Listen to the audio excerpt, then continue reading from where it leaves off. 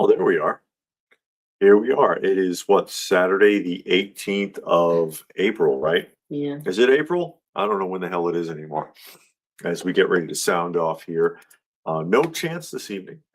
No chance. Chance, as many of you who were watching last time remember, Chance popped in on us and hung around for a little while. But he is off somewhere doing something else. But greetings, everyone. As Hello, people are starting to Renard. come in, the Renard. K-Munin. Bernard said that we have the best live chats on YouTube. We appreciate that. Johnny. No, I did not buy any Coke. And Yeah. Richard. Yeah, we enjoying our week, you know. It's been a very busy week. It's been busy for a while. Yeah. You saw the video I put up this week. And hello to everybody else that's watching. Yep.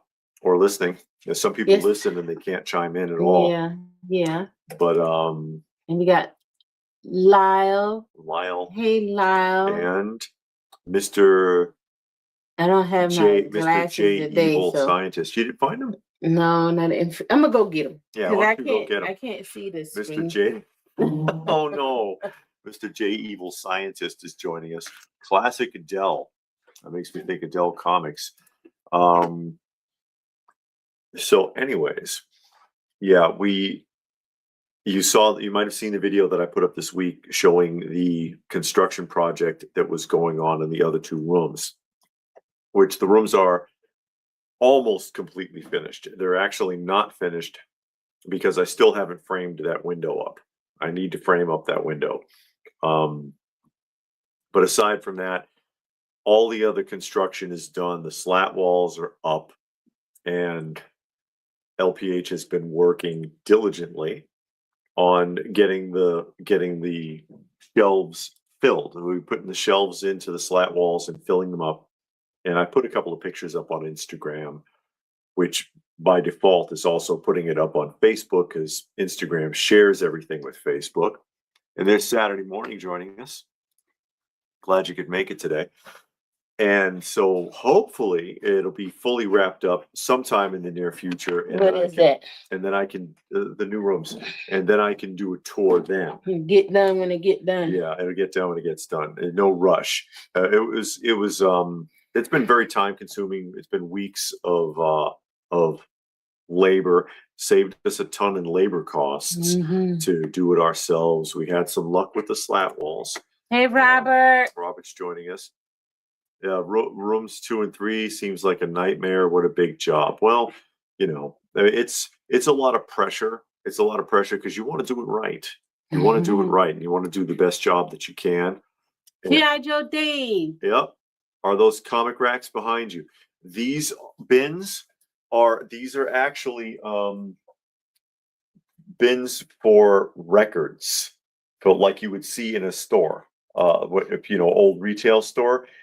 My wife wanted displays like that for her albums because she has a big vinyl record collection, and she had the plans. She found plans for it, and so I built those for her.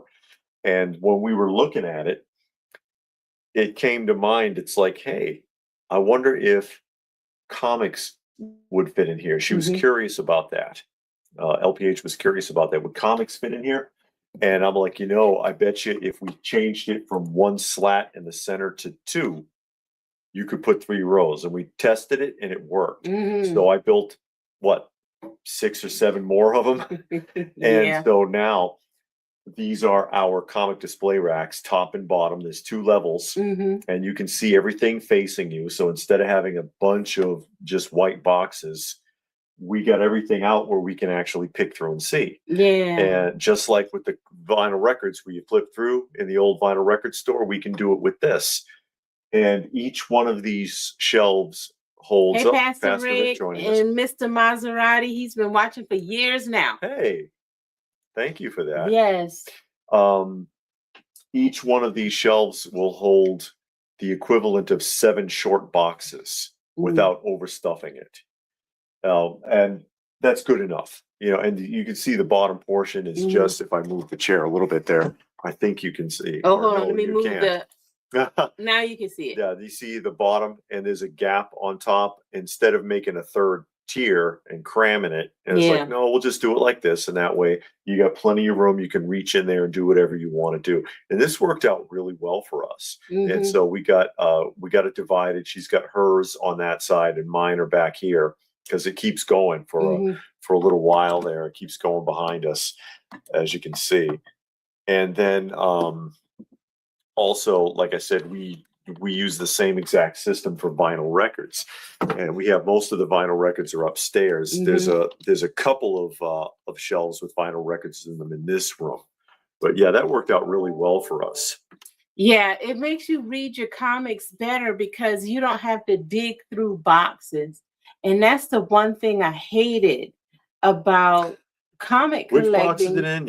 Yeah, because you just know, you swear that it's in that box, and you dig out the box and it's not in there. It's on the bottom box. So I'm like, something's out of order, and it's like, oh yeah.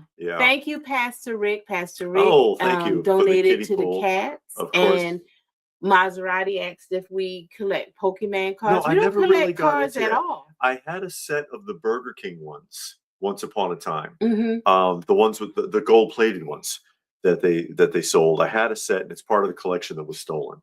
So I don't have it anymore, but I never really got deep into Pokemon like all of that. Mm-hmm. And again, thank you, Pastor Rick. You know, we have our own cat shelter, and it means a lot when people help them out.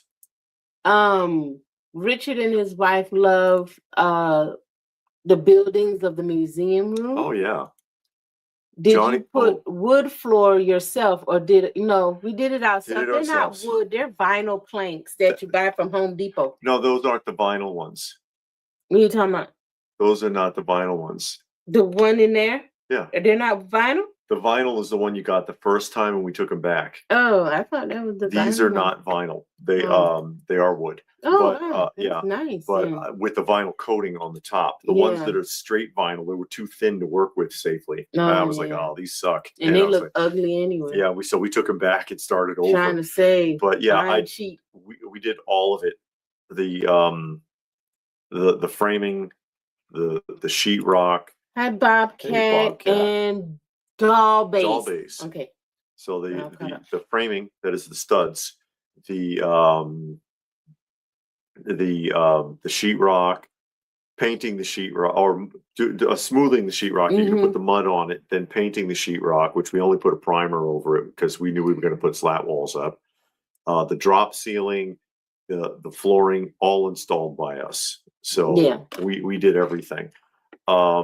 Which we did in the old museum. The old museum, actually, the old museum in the old house was harder because I had to find and seal the leaks because water was getting into the basement, and the house had to be resealed from the outside. And they wanted 10 grand just to trench it, and I was like, shit, no, I'm not paying that. So I got a pick and a shovel, and I trenched it myself by hand. If some of you might remember that old video from some years ago, I dug a 2 by 3 foot trench all the way around the house, resealed it myself by hand, and then buried it back in. Never had a leak again. That door didn't take long, Robert. It may seem hard, but just because something seems hard don't mean you don't try. Yeah, well, the door, you try it anyway. Because in the very back of that room is an auxiliary water heater, and so it needs to be in its own utility closet. So I built the utility closet in and installed the door there.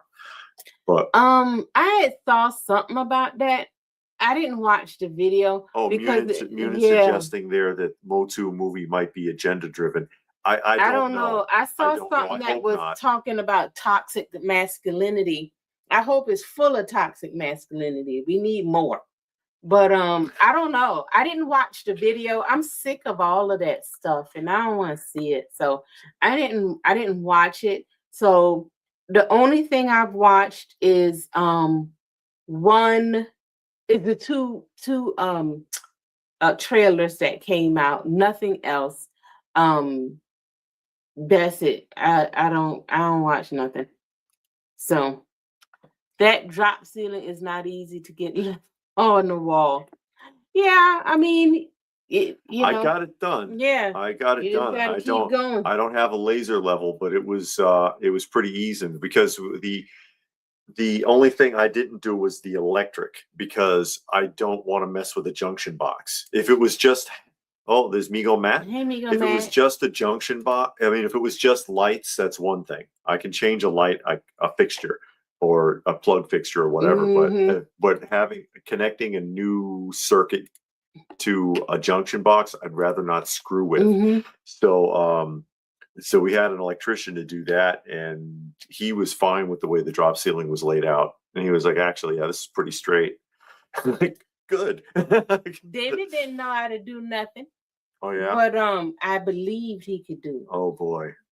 So and it's that's like all that mattered. So I believed he could do it. So it's like that episode of the Twilight Zone with the boxer. And the guy got knocked out, and then he woke up and he actually won. And the kid was like, "No, you got to believe that you won. You got to." And he was like, "I didn't. I was knocked out." "No, you weren't." Yeah, it was like that. So, it really, at the last house, I was like, this is going to cost. But you can do it. I believe it. You know how to lay tile.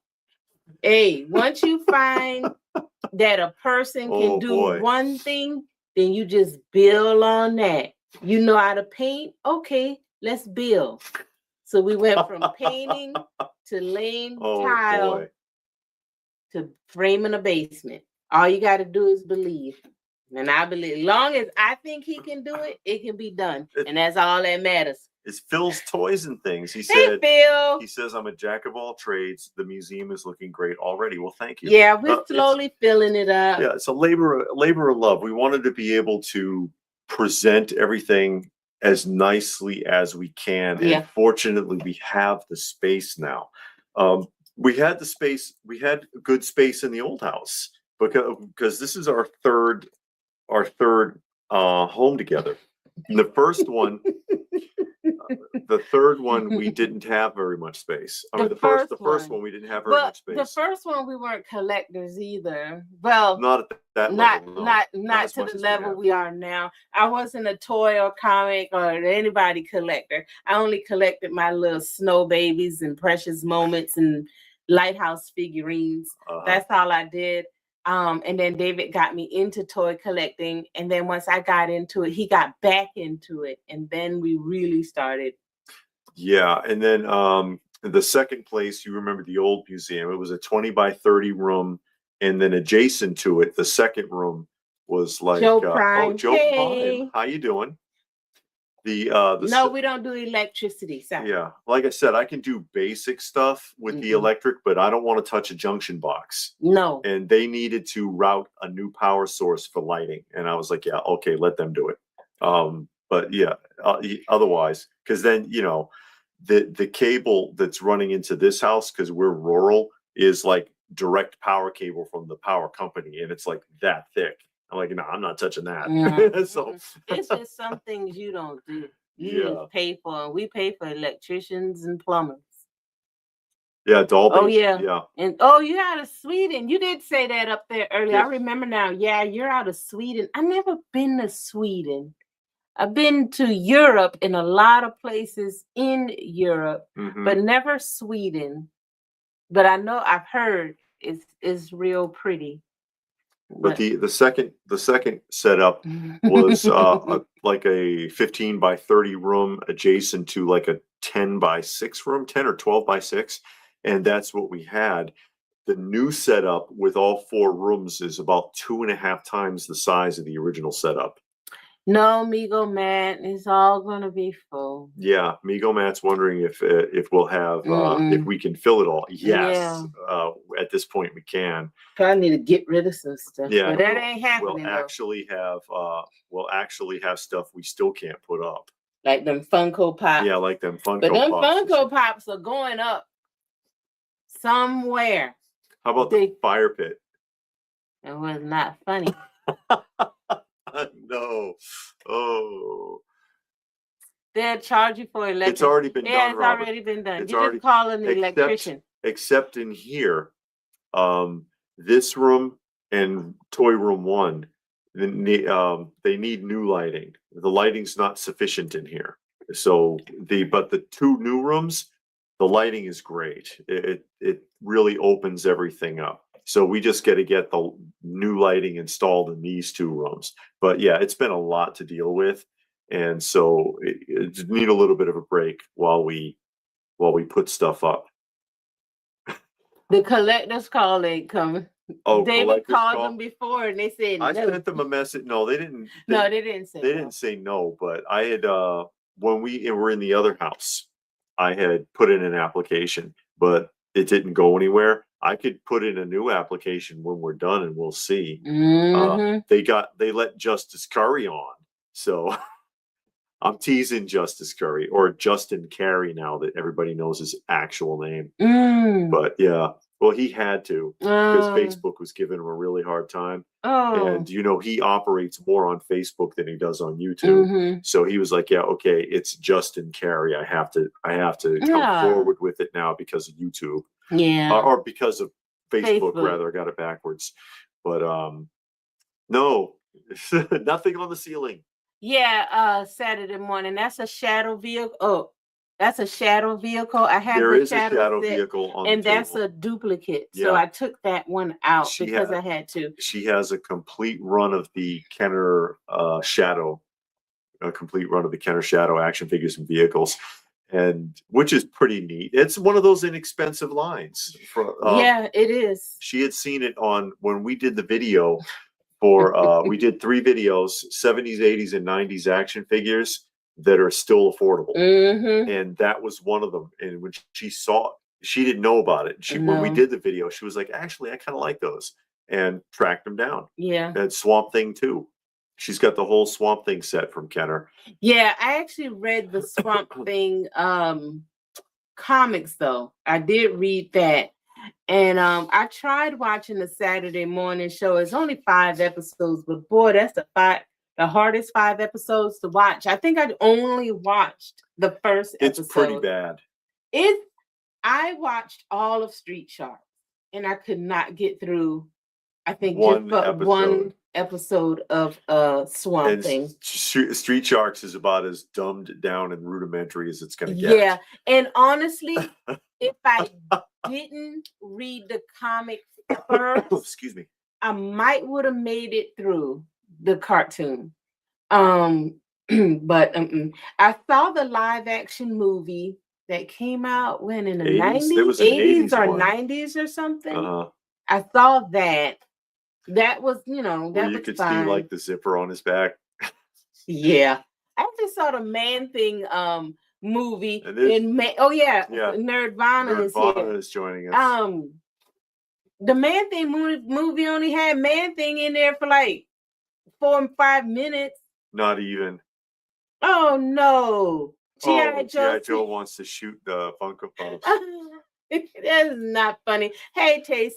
Stewart, how are you? Is anybody? They couldn't. We talked about that last week because of the prices. The price. I mean, come on. VIP packages from 70,000. I haven't watched wrestling since the mid-90s. I've told y'all many times. I stopped watching in the mid-90s when that girl slapped her mama. I was done. I mean, I know it's all fake. I know it, but it's just something to me you like cross the line. And that right there, I mean, the whole plot with Triple H kidnapping her and marrying her while she was drugged up, that was already stupid. And I'm like, I think I'm about to move away from this. When they went and then that came up route, it just got ridiculous. And it was already weird, especially with the WCW era and some of the plots that came up with like freaking RoboCop rescuing the guy from the cage and stuff like that. They did that. And it's like, I wasn't watching that. I didn't realize Swamp Thing had 2 movies. I only seen one. Seen one. I didn't know it had 2 movies. And I saw the live action TV show, the one from 2019. That's what really jumped me into it because I like that one. The second live version of Swamp Thing was okay. I hated. Oh, yeah, you said that, Steve. I thought his character was good. I liked it. That Swamp Thing series was pretty cool. That ran on Sci-Fi. I think, I like that one. The one from 2019. Yeah. Yeah. Stewart picking on you. Yeah, again, if it's from 75 to 95, Hey, Frank and Frog. we'll probably watch it if it's wrestling, because we watch vintage wrestling. And we enjoy it. Yeah, it's we watch it. It hits that nostalgia button because you feel, even though, because it brings you back to when you thought it was real. Because when you were a kid, you probably believed it, or you suspected that, even if you suspected that it might not be real, sometimes things would happen and you'd be like, I don't know. And it brings that back when you watch those old matches, and it's just fun. And there's a better appreciation now, I think, for heels. Like, I see some of these heels and I'm like, oh, that is hilarious. I totally get that now. But back then, people wanted to kill these guys. Like Rick Rude. What a fantastic heel that Rick Rude was. My God. Or Honky Tonk Man. Hilarious. I love that stuff. Now that I understand it better. When I was a kid, I couldn't stand those people, but now I get it. And they were in real danger. I've talked about it before. Iron Sheik has been stabbed before. Bruiser Brody's been stabbed. What's his name? Bobby Heenan was shot at in the ring from a crazed fan of the audience. Mean Gene had a band also? Gene Carroll and the Shades? That's right. He was a singer before he was involved in wrestling. No, I never saw Doom Patrol. No, we didn't see Doom Patrol. Road Warriors were cool. I stopped watching wrestling. Yeah, Johnny. People wanted to kill the Iron Sheik because that, especially right after the oil embargoes, that right when Carter went out and President Reagan became president, and they had the Iranian hostage crisis that happened right around that time, and he's out there marching with an Iranian flag and spitting at people and stuff, and it's like, Iran #1, Russia #1, USA, hak duh. Oh man, they wanted to kill that guy, and there's all cans and boxes of popcorn and stuff flying into the ring. Oh my God. And then and Nikolai too, wanting to play, wanting to sing the Russian national anthem at the start of every match. Yeah, we were talking about the Spaceball movie, and all the original cast is coming back. Except, of course, John Candy. I might have messed that up. Somebody suggested to me that is actually supposed to be next April, not this April. Oh, okay. And I might have misunderstood the promo, because I saw a promo with Mel Brooks talking about the movie, which he was explaining the title in the movie, because he said in the film they promised there would be a sequel, which was true. He said there will be a sequel. Spaceballs, The Search for More Money. It was the joke in the movie. And he says, I don't have to call it that now because I found the money. So we're going to call it Spaceballs, the new one, instead. I'm like, okay. And he has a bag with it says Spaceballs money on it, and it's full of cash. And I thought, excuse me, I thought it was coming out this Friday, but apparently it's supposed to be next year this time. But evidently it's already been filmed. Oh, okay. So they're ready. I guess they're ready to. I guess they're putting it together and they're ready to go. And they've got. I think it's already been filmed. I don't know if I'm screwing that up too. But he got back everybody he possibly could. Oh, okay. Everybody he possibly could to participate in the new film. And obviously he cannot get Joan Rivers. He cannot get John Candy. Yeah. Unfortunately, but it is what it is. Johnny wants to know if you want that Battle Cat popcorn bucket. I would like to have a couple of the popcorn buckets. If it's like $10. Yeah, but I'm not. I doubt it if I'm going to the movie, if I'm going to the theater, and I'm not going to pay all that money for no popcorn bucket. They're outrageously expensive. But then, now that I said that out loud, if it was just the figure, I think people don't have problem paying, but knowing that it's just a popcorn bucket, it's like, it makes it for some reason different. So I don't really think there is a difference, because if it was just a plastic Battle Cat and they said it was $80 and it's 1/6 scale or however big it is, people are paying no problem. But then you slap the label popcorn bucket on it. It's like, I'm not paying $80 for no popcorn bucket. But you and say it is about 6 scale. yeah, but then you just say, oh, it's a 1/6 scale battle cat. Oh yeah, the $80, that ain't nothing. Yeah. See? And they're doing there's so much of that stuff, and I hesitate to ask even how much that sword's gonna be. And it's a beverage container. I mean, I would display it. I wouldn't use any of it, but Yeah. if I was able to get it, I would display them all. I would, not those plushies, but like that Skeletor head I thought was cool. That even that Castle Grayskull and them steps, I thought all of that stuff was pretty It cool. looks okay. Yeah. Yeah. The Vintage Poet is there. Hey, Vintage Poet, how are you? The Yoshi popcorn bucket. Yeah, the sword drink holder, Castle Grayskull, and it's not just the Castle Grayskull's not just a bucket. The battlements come off, and you can put cups in there. Yeah, so it's like a tray. That is cool. It's like a tray. And I mean, you put that in your collection room because you know nobody just put no darn no popcorn in there. But I don't want to pay retail for that stuff because it's crazy expensive. But not only that, the thing I find ridiculous about it is you have exclusives for various theaters. And I know around here you got AMC, you have Regal, and you have NCG or NGC or whatever it's called. I mean, those are the ones I know about. It might be more, I don't know, but I know that. But it's like, okay, we're gonna make all of these products, and then we're gonna do what everybody hates about toys. We're gonna make us an exclusive. So you have to go to all of these various theaters to buy this particular bucket. Okay, what if that theater is not in your area or not even in your state? What are you gonna do? Go on Facebook and pay $300 for a popcorn bucket? Yeah, basically. No. Is Jesse Say What joining us? Oh yeah, hey Jesse, I clicked on your name to say hey, and it got wrapped up in what I was saying. But no, that's the stuff right there that got me out of modern toy collecting. Yes. That right there. And it's like now, we see that people hated it with toy collecting. So let's do it to this these stupid popcorn buckets we want to put out. That's what ultimately started the crash of Funko, because the people got tired of running around when you've got when they've got a line that's got 21 figures in it and 17 of them are exclusives to different stores. People are like, I do not want to keep running around all over the place, and then they don't have it or something.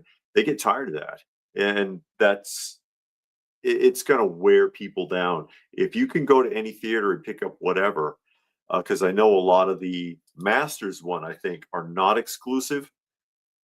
Like the Battle Cat, you're supposed to be able to get it in any theater if they pick it up. So that's fine. But if you got to do exclusives where only AMC has this and only Regal has that, that's going to get old quick. I don't even know if you can do that, K Munin, because you have to go in the theater, not the actual sit down part, but in the front part to buy it. And you can't get into that part without buying a ticket. Yeah, you could. Not at that Discovery Mall, because I was in the Discovery Mall and I went to the bathroom and that bathroom was disgusting. So I was like, okay, I'm gonna go into the movie theater. And I've done that before, and I just walked into the movie theater and they said, hey, and I'm like, I'm going to the bathroom. Oh, okay.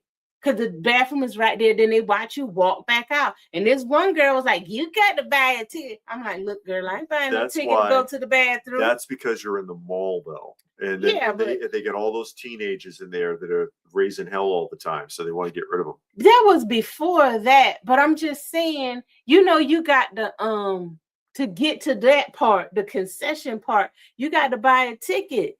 So who gonna buy a ticket and then don't go see the movie? You still giving credit to the movie. You know what I'm saying? I don't know about that. So I don't know. Is Reston? Yeah, hey Reston, how you doing? And Blue Splash David is here. How you doing? I don't know how much that Herbie bucket is going. I don't know how much any of them are selling for yet. If I find out, I'll put it on. Because like when they had the Fantastic Four ones, I found out some of the prices and I told them that's why I wanted that robot, but I wasn't going to pay like around the $100 mark for it. because it was basically as like a half scale action figure. So I thought it was cool, but I was like, I'm not paying this, for a popcorn bucket. For what are you gonna do? Yeah, it's like clickbait. Yes. It's just it's the new fad. It's been going on for a while. No, we met each other online on a dating website. Vintage Poet wants to know. Yeah, that's not. Thank you, Richard. Richard made a donation to the channel. Thank you, Richard. Very much appreciate it. Yeah, I'm a teenager. She's a teenager. No, we've known each other for like 16 years, and this September we will be married 14. We will have been married 14 years. 14 years, and I've been happy with it. Yeah, I think we have a good relationship. I think we get along fine. We actually like each other. People sit there and say that they're in love, but do you like the person? Do you get along with them? That's something it's important. It's important to consider. We actually liked each other. We had a lot in common, and I think that helps a lot.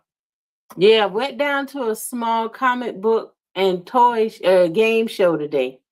It was Unrivaled, it was called. Saw a friend there, and I gave him your YouTube link to contact you for cleaning and pressing comics. Oh, thank you, Reston. Yeah, I do that, and most of my clients are vendors. Honestly, I've got vendors who contact me or send me books, like really high-end books, and then a couple of other people, but for the most part, I don't get a lot of business doing that, but I do a real professional job because my experience is with book restoration. So the way I do it's a little bit different, but I get a lot of good results. I didn't see anything about Orko. I didn't notice Orko in the thing. No, the flea market was a buzz. Yeah, we went to the flea market today, and it did not pan out. It did not pan out for us. The Vintage Poet met her boyfriend on Facebook Marketplace selling them cassette tapes. Okay. They're like, oh, you brought my cassette tapes. Oh, do you want to go out and get something to eat so we can talk about cassette tapes? Sure, hey, Bobby, let's go. If that's what works. Love at first sight. Yeah. Hey. Cassette tapes. Hey. It was her smile that did it for me. Well, she was stalking. I was not. Her smile struck me as being someone who just was joyful. It seemed genuine. And that to me was attractive. I was like, well, she seems like she's a legitimately happy person and not phony or whatever. And that's what first piqued my interest. Oh, they had 2 big screen He-Man movies so far. 2? I only know of the one. Orko had bad luck with the movies. Orko is instrumental. Yeah, he is. Again, 10 years. Congratulations. Yeah, Rich be married 10 years. I've talked about it before. The only 2 useful characters on the original series were Orko and Ram Man. And everybody else He-Man gave busy work to and sent him somewhere. It's like, yeah, okay, oh, hey, why don't you go here and do this, or why don't you go do that? Basically, it seemed like he was just giving him something to do to get him the hell out of the way. But he never did that with Orko or Ram Man. They always stuck right to him. Oh, Orko would be at the end of the movie. Oh, that's BS. Yeah. I'd rather see Orko than Tila, because Tila didn't do nothing but run her mouth and cause This problems. Is not soda, Robert. This is tea. No, we don't drink soda. Yeah, I rarely will drink a soda. And if I do, it'll be like ginger ale. But rarely will I drink a soda. But yeah. Ironic, Orko was on the Secret of the Sword movie poster and music video and is not in the movie. Talk about false advertising. Oh, well. Hey, Toy Chic is joining us. Here. I saw your video about the Mattel Classics Masters of the Universe. and I wanted to comment on that. I like that video. I had a lot of those the figures you have. He has a video up showing his Maddie Club collection figures. Yep. Yeah. Because Toy Chic has a channel if you have not seen. And the old soda. Oh, the ones from I have no idea because I did not drink one of those. those. No, we ain't bought none. I didn't even see the guy because it's outdoor flea market, and I was gonna, out of curiosity, just ask him, "Hey, how much are these?" But I didn't see him, so I moved on. Yeah. But we are in Georgia, and the Coca-Cola bottling plant is here, and so there's lots of Coke merchandise in flea markets and in like antique malls and stuff like that all over the place, including sealed bottles. I've seen more sealed bottles out here than anywhere else I've ever been from Coca-Cola manufacturing. And those are just some of the oldest because they were the 75th anniversary bottles from 1975. So it puts them at just over 50 years. And he had cases of them sealed. And I'm like, oh my God, And he had a bunch from the 96 Olympics too. Oh, okay. And there's '96 Olympic merchandise everywhere out here. Yeah, they made like 50 million in that I stuff know, and that only stuff. sold 5,000. Yeah, that stuff is everywhere. It's everywhere out here. But I see a lot of sealed bottles, and John, I didn't think of it at the time. Johnny had commented on the short. He was like, "Yeah, I would have bought one or two. We could have bought a couple and just put them on the on the dinette back there. If you see, guys, we got our vintage right back behind her. That's our like 50s lycra table dinette set. It's an authentic set in the Coca-Cola colors, and we've got the Coke mats and Coke kerchiefs and everything vintage on there with it.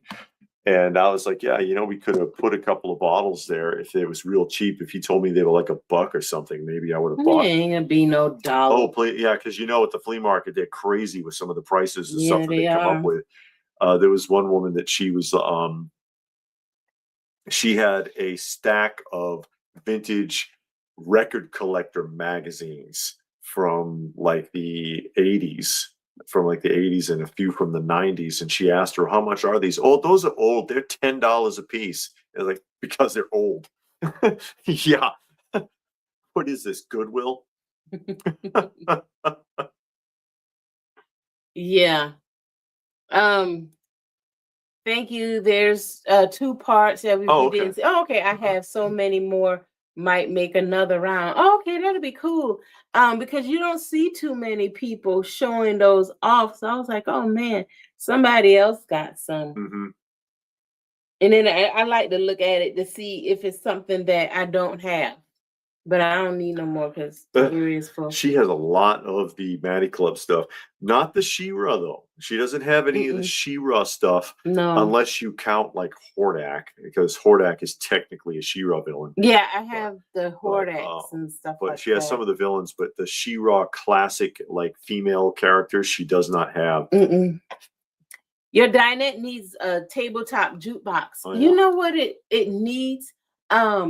You remember on Twilight Zone with William Shatner? The little devil box. Yeah. Yeah, the penny box. You put a penny in and you get your fortune. That's right. And they were drinking iced coffees. That's what they were drinking? They were drinking iced coffee. He ordered a couple of rounds because he was sitting there arguing with the thing. Let me get some more pennies. And because he got pissed off at the box and started arguing with it. And he was like, screw that. Let's get out of here. David is saying he's seen at the northern shows, they've been getting some decomposed in a box. You might have to go up to Ohio just to get them in the box. I don't know. Buy some old soda and see if it's full and let us know. Don't do it.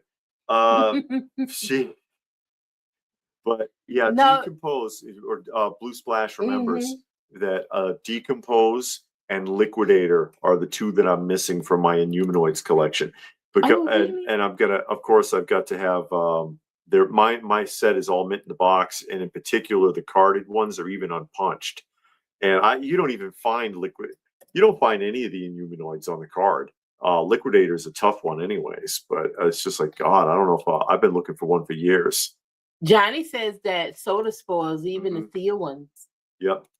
Let's see. Went to Value Village and they jumped all DVDs and Blu-ray prices from 99 cents to $4 a DVD, $5 a Blu-ray, and $8 box sets for used beat up DVDs. That's what Saturday Morning says. You know what struck me also, if you remember from Value Village, was the vinyl records. And they raised the price on the vinyl records, and the 45s were more than the LPs. Because they don't know the difference. Yeah. They said, well, the 45s are more collectible, is what the manager said. And I'm like, what the hell does that mean? They don't know. It's like they are, huh? But you know what? Thank you, Ooby Dooby, and hello, thank you for watching. You know what gets me with them? Okay, so you'll have a box set, and they'll have all of the individual DVDs, and they'll price it separately. And you know good and well this came out of one set. Yeah. You know that came out of one set. I know. And then you're gonna price it separately for $2-3 a piece. It's like, what is your problem? And thank you again, Ooby, for the again. That's for our felines, for our cat shelter. Transporter tour. Your delivery boy. Yeah, they don't. Johnny's talking about the 45s. Not only that, but it depends on the record. Yeah. What's on it, what the condition is, and if it's complete. There's a lot of nuances. It's actually even harder. Great if you want to grade them, which they do. Yeah, they do. You see this at some of the shows. I watched a video and the guy was going on about that. It's harder than the comics because you've got to grade the condition of the vinyl, the condition of the jacket, the condition of the inner sleeve, and any other, if it came with a poster or even a sheet, if it came with a page or a sales sheet or anything. Or if it's a gimmick like on Rolling Stone, that zipper unzips. And if that zipper is broken, you're done. Or which zipper is it? Which pressing is it? Which country was it pressed in? I mean, it goes on and on. The list is crazy. Like I said, you think grading comics is tough. A lot of the dealers don't even want to deal with it unless they get something that's really valuable. But without knowing what the vinyl records are, you can't just say, oh, the 45s are worth more because they're 45s. No, they didn't know the difference because they look 78, 45s, 33s. So you think, okay, 78s, that's the big one. And 45 is bigger than 33s, and the 33s are the small one. Because we went and them young girls, they don't know, like, what is this? Like, we had a VCR tape. The girl was like, is this a DVD? Like, no, it's a VCR tape. VHS cassette. And then she looking up the vinyl record. What is this? What size is this? It's like, that's a 33. But David is going to do the whole explanation. Nobody cares about the explanation. Just tell the girl the thing is a 33. It was an old lady in there, and she was the only one that knew the difference between the records. This old lady. But you got to go on eBay and look. There's so many Elvis records, Robert. Yeah. They've made like 100 of them. And Migo Matt wants to know, do they grade vinyl? Yes, they do grade vinyl. They grade and like vinyl. I was saying, I was watching a video because I do watch some of the record channels, and the guy, he was going on and on about those gradings, and a lot of the true record collectors don't like the grading of the record. My whole thing, and I said it about comics and about toys, and I'll say it about vinyl records. If it's like ultra rare, like let's say for a comic, you had Superman #1. Yeah. Okay, get that graded because it's not a lot out there. You got to try to preserve it. Yeah, you want to preserve it. If it's an ultra rare, hey Christina, how are you? Oh, Chris, sorry. Chris, talking about the toy room. Thank you. If it's a super rare record, if it's a super rare toy that was made, I don't know, in the 1800s or something, there's only 3 out there. Yeah, grade it or put it in some kind of encapsulation to preserve it. At least put it in a case if you're that worried about it. But they grade the CDs, the VCR tapes, everything now. Yeah, cassette tapes. Yeah, that's what Johnny says. The NES basically games. all forms of physical media are subject to grading. They're even grading anime now, the anime books. Oh yeah, the manga. I saw the manga, something about that. The manga books. I said it yeah, wrong. Yeah, because they had to make the encapsulation case bigger. Yes. And the same with the records. You had to make that bigger just so it'll fit in there and do all of that. And it's just and then they do it with the action figures. And the action figures are action figures and toys, and then half of the stuff they have to custom make a case for.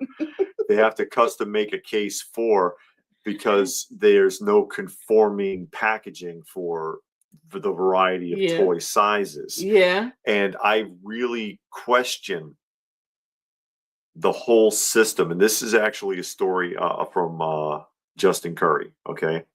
Or Justice Carey, or Justin Carey, or Justin Curry, whatever the hell, because now I'm all mixed up.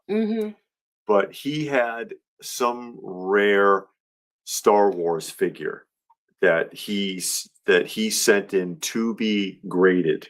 Okay, he sent it in to be graded, and it had fallen loose inside the encapsulation. It was a loose figure, but it was worth. It's supposed to be worth like $3,000, something like that, loose. So he had it encapsulated. He sent it in to be graded. It came back. It had fallen loose inside the packaging, inside of the container, and so he returned it to the grading company. Okay, and so they could re-encapsulate it. And then when they returned it again, it was broken, right? And he's like, what the hell? Now it's the torso is broken. And he returned it again. And then they contacted him and told him that the reason that it was broken is because actually the torso was a 3D printed replacement. Right. And he was all pissed off about that. And where he was going with that discussion was that, okay, I bought this. I basically got okey doked because I did not realize that it was fake. But my problem is you send it to a professional grading company, not once, but 3 times. Okay. The first time, the second time to be replaced, and the third time it was in their hands. That's when they figured out it was counterfeit. And they're supposed to be the professional graders that you're relying on. And so, I mean, how much can you really trust that? You thought there was a lot of trouble with comic grading. Now, I know churches do like yard sales and stuff like that. So a comic show or a toy show doesn't surprise me, because they rent out. If they got a big space, they will rent it out. So, you got stuff like that. Yeah, Hot Wheels are graded. Oh, yeah. Yeah. It's a lot of Elvis records with blue jackets, so you just got to go look for the one you're talking about. Who knows? I don't know. I don't think they'll do that. I don't think they're doing give bottles. them a minute. Bernard wants to know if I have classic Coke commercials. I have a few. I've put the one from Buy the World of Coke up a couple of times for the Christmas one where they form the tree. I've done that one, but I my classic Christmas, I do have a few Coke and a few Pepsi that you can see scattered throughout some of the videos that I put up.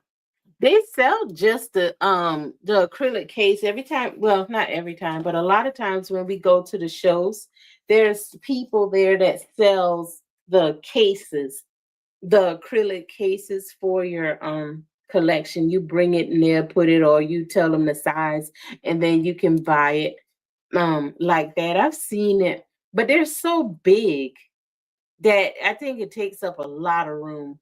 But like, again, if it's a rare figure, I would do it.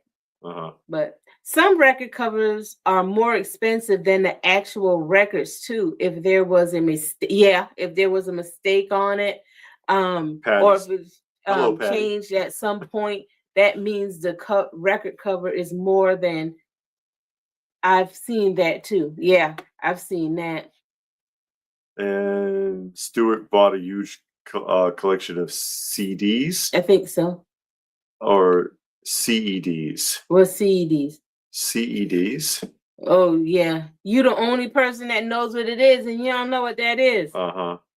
I should post a photo of my sign graded Hot Wheel hoverboard. Yeah, post it up on Facebook so the world can see, so everybody can see it. I didn't know how. Well, I don't mess around with Hot Wheels, so I didn't know they did a hoverboard. But I know that's what Johnny said. He got a signed one. Hot Wheels does a lot of stuff. Is it the little tiny hoverboard or that big one like the Professor Rock guy? Oh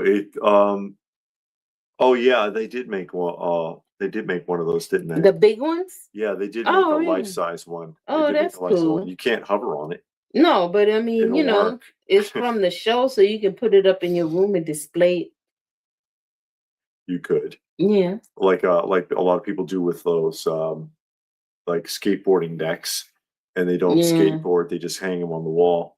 Well, some of the, because you remember Funko was doing that for a while. Yeah, they were. And it actually looked good because they put a lot of detail on that. So no, it's the tiny one. Okay. They put a lot of detail and there's a lot of good artwork on it. I've seen a lot of channels where they've had those decks. Yeah, then you go skateboarding on them and you scratch the hell out of it like the first time you're out. No, you don't buy those to go skateboarding.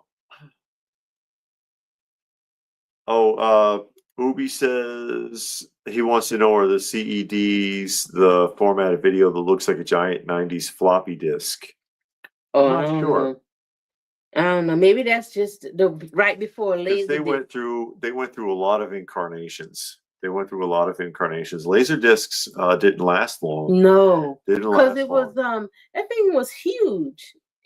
I like the jacket on a lot of them. We see them, and then they turn up at a lot of shows. Yeah, actually, the laser discs, people buy them basically just for the aesthetics, because it looks like the old film. I bet you they play well.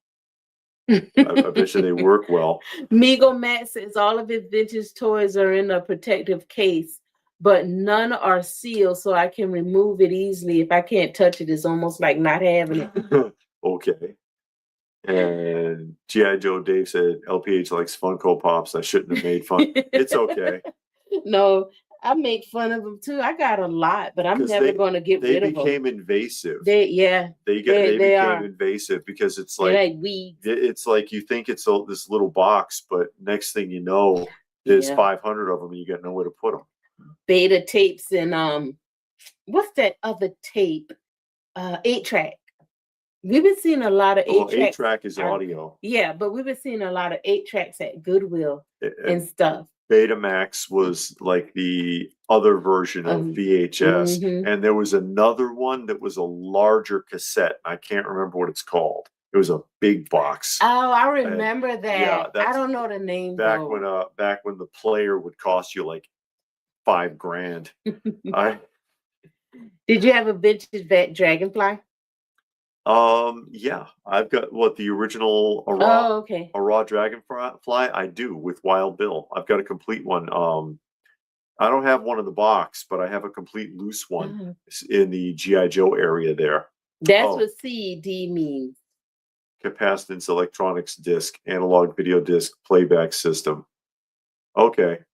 So it plays so that's right before CDs, because it says it's an analog disc that plays back, right? No, it's a video. I mean, like a DVD. Video disc. That's probably the earlier ones. It's before Betamax. Oh, okay. Before Laserdisc, the side of a record, but they're movies. Okay, so it is before Laserdisc. All right.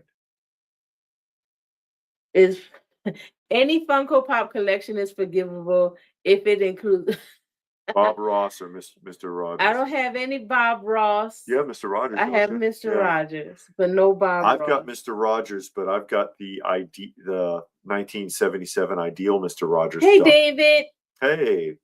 A larger format such as U-matic and Betacam. Yeah, U-matic is the one I think I'm thinking of. Okay. With the big huge cartridge. Stuff that's faded away that people don't know about anymore. That probably still works as long as nobody exposed it to a magnet. because that's usually what would kill that stuff is a magnet. But otherwise, because they'll tell you that too. A lot of advertisers and stuff would be like, oh yeah, if you got those old VHS cassettes, they're only supposed to last for like 10 years and they're not going to work anymore. And I'm like, yeah, bull. They work. They work. They work fine. Work better than that DVD player. Again, as long as they didn't get wet and as long as they weren't exposed to a magnet, they'll work most of the time, or extreme heat. Yeah. They should work. But I mean, we've had brand new DVDs fail. We talked about that last week because when Chance was here, he had given us the season 10 of Dallas. Last disc wouldn't even work. No. Like 3 or 4 of the episodes would not play at all. And it's a brand new factory sealed disc. But that happens a lot with that happens a lot with DVDs. Hey Matthew, I watch a lot of true crime. Have you ever considered doing away with David so you get all the toys? And if so, how would you do it? Love your channel. No. Because if I got rid of David, I won't have no beast of burden. Oh no. I'm just joking. No, she's not. No, I am joking. She thinks I'm Mick Jagger. Yep. My beast of burden. Oh God. Trivia, can you name the first Disney movie on VHS? Wasn't it Snow White on VHS? I don't remember. It was either Snow White or Cinderella on VHS, I think. I know the first one was with Steamboat Willie with that's black the first, and white. That's the first short film with sound. Oh, okay. I thought that was the first Disney movie. Not the first Disney movie that came out on VHS cassette. Yeah, okay. It's probably something random like the Black Hole. Yeah, you get a tape, you won't get disc rot and all of that, and the stuff don't work and all of that. I've had Blu-rays fail more than regular DVDs. I can't trust Blu-rays. We don't have a lot of. We have a handful. Saturday Morning said it's Pete's Dragon, and Johnny thinks it's Dumbo. I'm not sure. So I don't know everything. I just act like I do. No, it seems like I do sometimes because I know a lot of random stuff. But no, I don't know anything. Everything. Not everybody. Nobody does. Nobody does.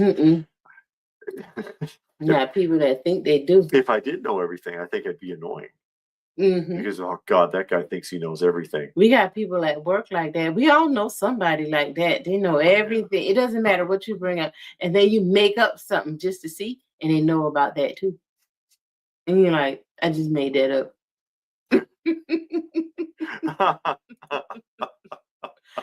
Robert worries about DVD rot. Haven't played everything, but afraid I'll have it. Well, you keep on being afraid, and you will. Matt says it was Dumbo. Oh, okay. And that's the game they used to play. Yeah, Ooby Doo brings up the Disney Vault. I remember the Disney Vault. Buy it now before it goes back into the vault. And you'll never know when you'll see it again. Right. Yeah, then that's you what they see used it again to do. in 5 years. Yeah, and in a new case, they would change the box or they'd add some extra footage to the end or something like that. And it's like, oh my God, really? But that was the old Disney okey doke when VHS first came out. Then the next Disney okey doke was making sequels that didn't need to exist, like Cinderella 2 and 3. Lion King 2.5. Yeah, they'd make sequels that were absolutely unnecessary and put them straight to disc because they knew there was no way in hell they were going to get in the theaters. I mean, you don't need Lady and the Tramp 2. The film ended. Well, you saw that they were killing themselves then. When they started making those sequels, it was the beginning of the end. Yeah. They were slowly killing themselves and then we got to where we are now with Disney. And then they have to make a live action of every damn thing. And nobody wants that either.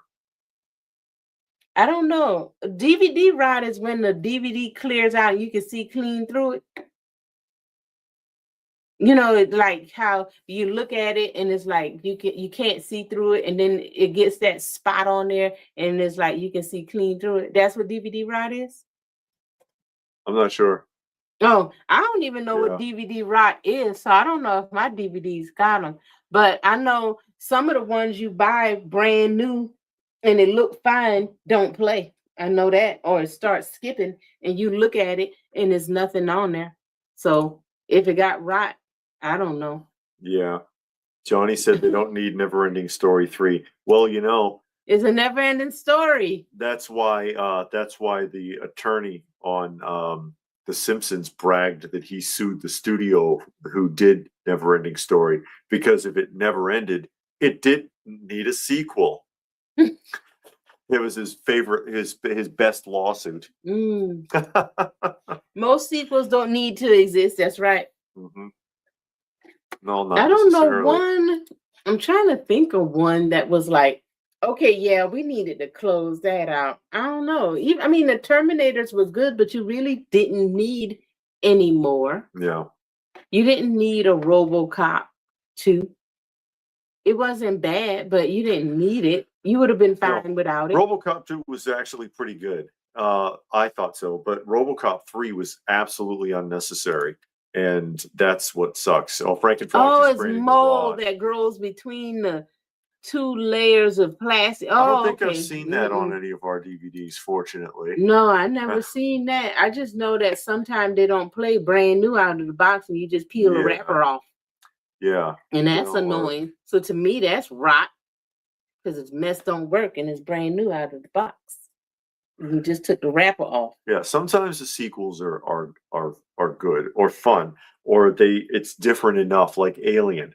The first Alien was a horror film, and the second Aliens was an action film, but it worked. Aliens was a cool film. But you didn't need it. You didn't have to have that second one. Well, I'm just saying. Okay. It is. I mean, they're good, but it's not. You didn't add something to like close it out. Oh yeah. You know what I mean? But I noticed it happens to TV shows mostly. I don't know. It could be the cheap way that they're produced too, because there shouldn't be any moisture in them, and that's the only thing that I can think of that would cause that. David has the buffer, and when it don't work, he buffs it, and it still don't work. Father too. I never saw any of the Godfathers. Don't they have 3 of them? 3 or 4. I don't remember. Yeah, I used to watch Tom and Jerry. Do we see classic Tom and Jerry and Looney Tune comics at shows? Renard wants to know. Yeah, you do. Yeah, you do. You see them a lot. From like, who made those? Dell or what's that? Four color is Dell. No, it's another one I'm thinking about. But yeah, I think it is Dell though. I think it is Dell. Yeah, that made them. Highlander didn't need a sequel. Die Hard was better than. They see that can of worms. Yeah, you can use glass stove cleaner to clean. Can you, or will it melt it? No, all you got to do is get some Windex and you put some Windex or some alcohol on it, and you wipe it down. That's how you clean CDs. And somebody used to say put Brasso on it. Brasso. I don't know about that. Oh boy. People really love RoboCop. That seems all I hear about is RoboCop. Well, it kind of caught people off guard when it came out. The RoboCop film. They weren't expecting it to, I guess, be so violent or such an interesting story. You know, it was always this robot cop, and I mean, it was pretty aggressive. Hey, Eric. Eric Reese is here. A lot of my Warner Brother DVDs from around 2008 have disc rot. A factory that produced the disc at the time gets the blame. They must have been doing it. I can only assume they're doing it too quickly and moisture is getting in. Yeah. Oh, Gold Key. That's who I'm thinking about. See, I knew somebody was going to figure it out because they know how to get in here. Oh, yeah. And they extract. You better hope not. They extract. It's like, oh, all of them fumbling up words she putting together. I know how to put it together and make it make sense. Oh, okay. That's the audience we got. Oh, all right. The new RoboCop series was good. I was watching the RoboCop cartoon. Unless Emil is melting in acid, I don't. Help me! Get off me, man! Unless that happens, it's not going to be good. The RoboCop cartoon wasn't all that amazing. No, it was pretty stupid. No one talks about The Godfather 3. Uh-huh. I've heard of The Godfather 3. I've never seen any of them, so that's not my kind of film. I also hate buying movies at the thrift store. I buy them at the thrift store. Mm-hmm. So disappointed when you get one you've been wanting to watch. I don't think I've had that problem. I've been lucky so far. I've been lucky so far. But there we go.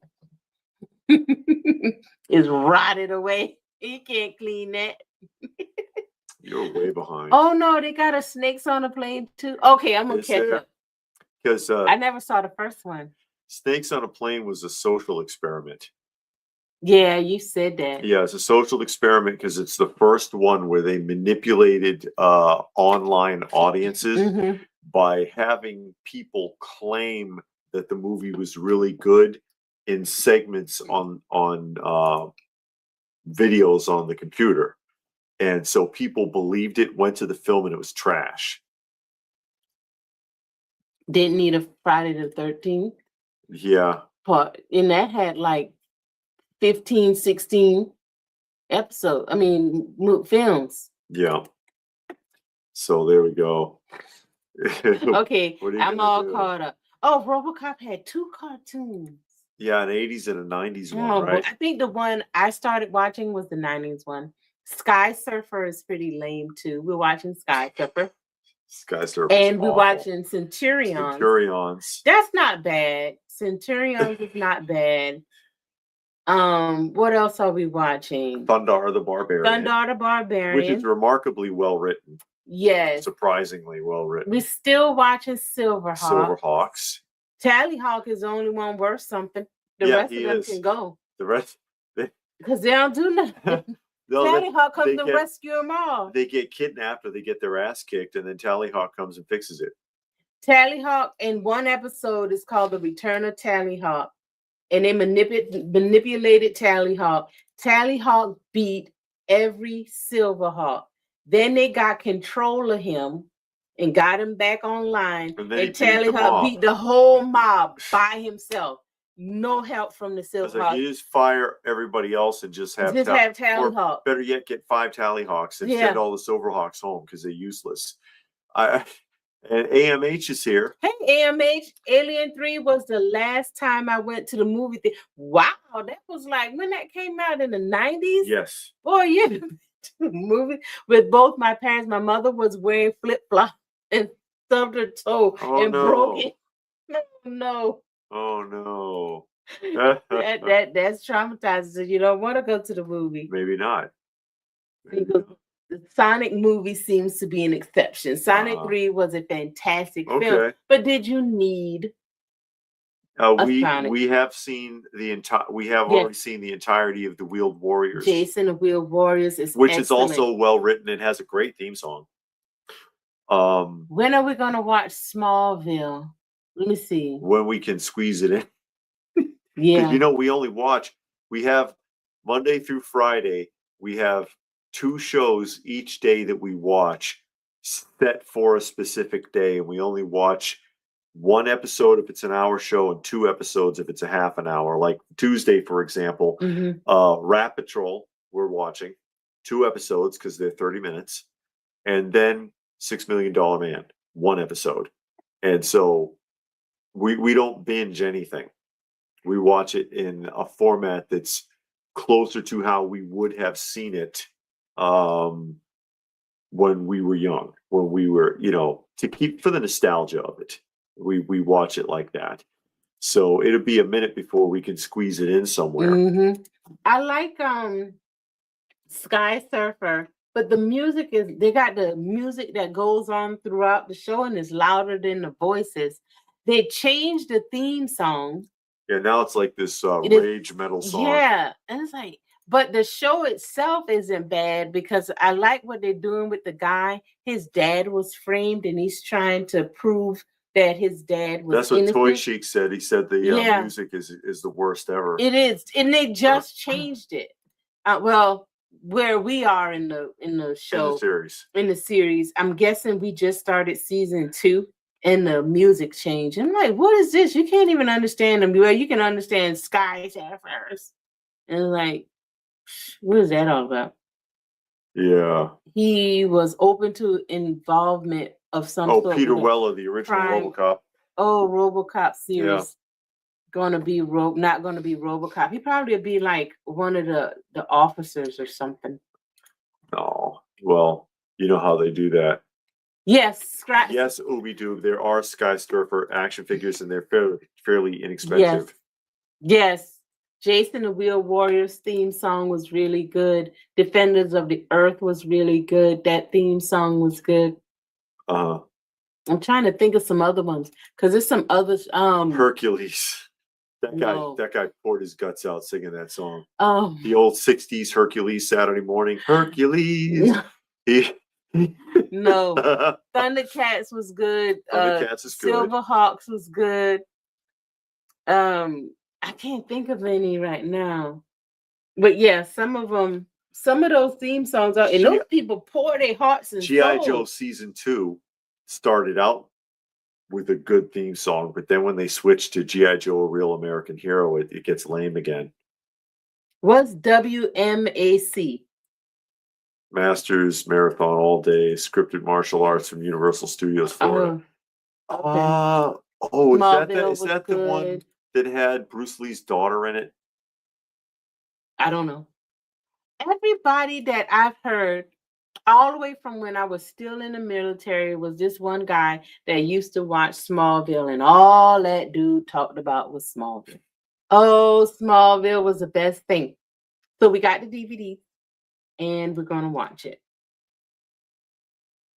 Yes, Robert, she did get something Wheeled Warriors from the Toylanta. I did. She did. So I got 2 carded figures. Well, one is a figure and one is like the accessory pack. And then I got 1 vehicle. Those are expensive, so I'm not going to really be getting any more.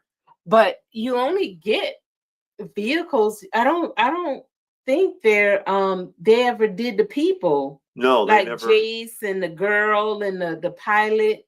They've got random like 2.5-inch action figures, and they're generic figures. They're not the actual characters from the show, which were going to be in a wave 2, but they never produced a wave 2 because they canceled the series. Yeah, and they canceled the series because they gave up their plans for the ending of Jason the Wheeled Warriors because of what happened with the Transformers movie. I've talked about this before. They had a brilliant idea at Hasbro. We're going to do a movie to conclude each series. Transformers, G.I. Joe, Jason the Wheeled Warriors. Okay. And when they put out Transformers and put it in theaters, and everybody lost their shit because Optimus died, and then that forced them to change the ending of the G.I. Joe movie. And then Jason the Wheeled Warriors hadn't even started the animation on it yet. It was just a script. And they said, let's just cancel this altogether because otherwise we'll have to do a rewrite because of how many people die in it. They didn't want any more backlash from it. So you can read the story and find out what happened because both Sawboss and the father die in the end of the script. But they just didn't want to deal with it, and it's unfortunate because it killed the series. It was a good series. It was an interesting series. AMH says that they're moving to a new building and he's going to trap a cat and relocate him to his house. Okay. That'd be cool. Yeah, I've done that. Yeah, Duke is in a call. That phone call they get at the end. Oh, Duke's gonna be fine. Yeah. Duke died. Yeah, Duke died in the original script. But but yeah, please do. If you're able to trap them and relocate them, you'll have to. Are you bringing them in the house or are you going to keep them outside?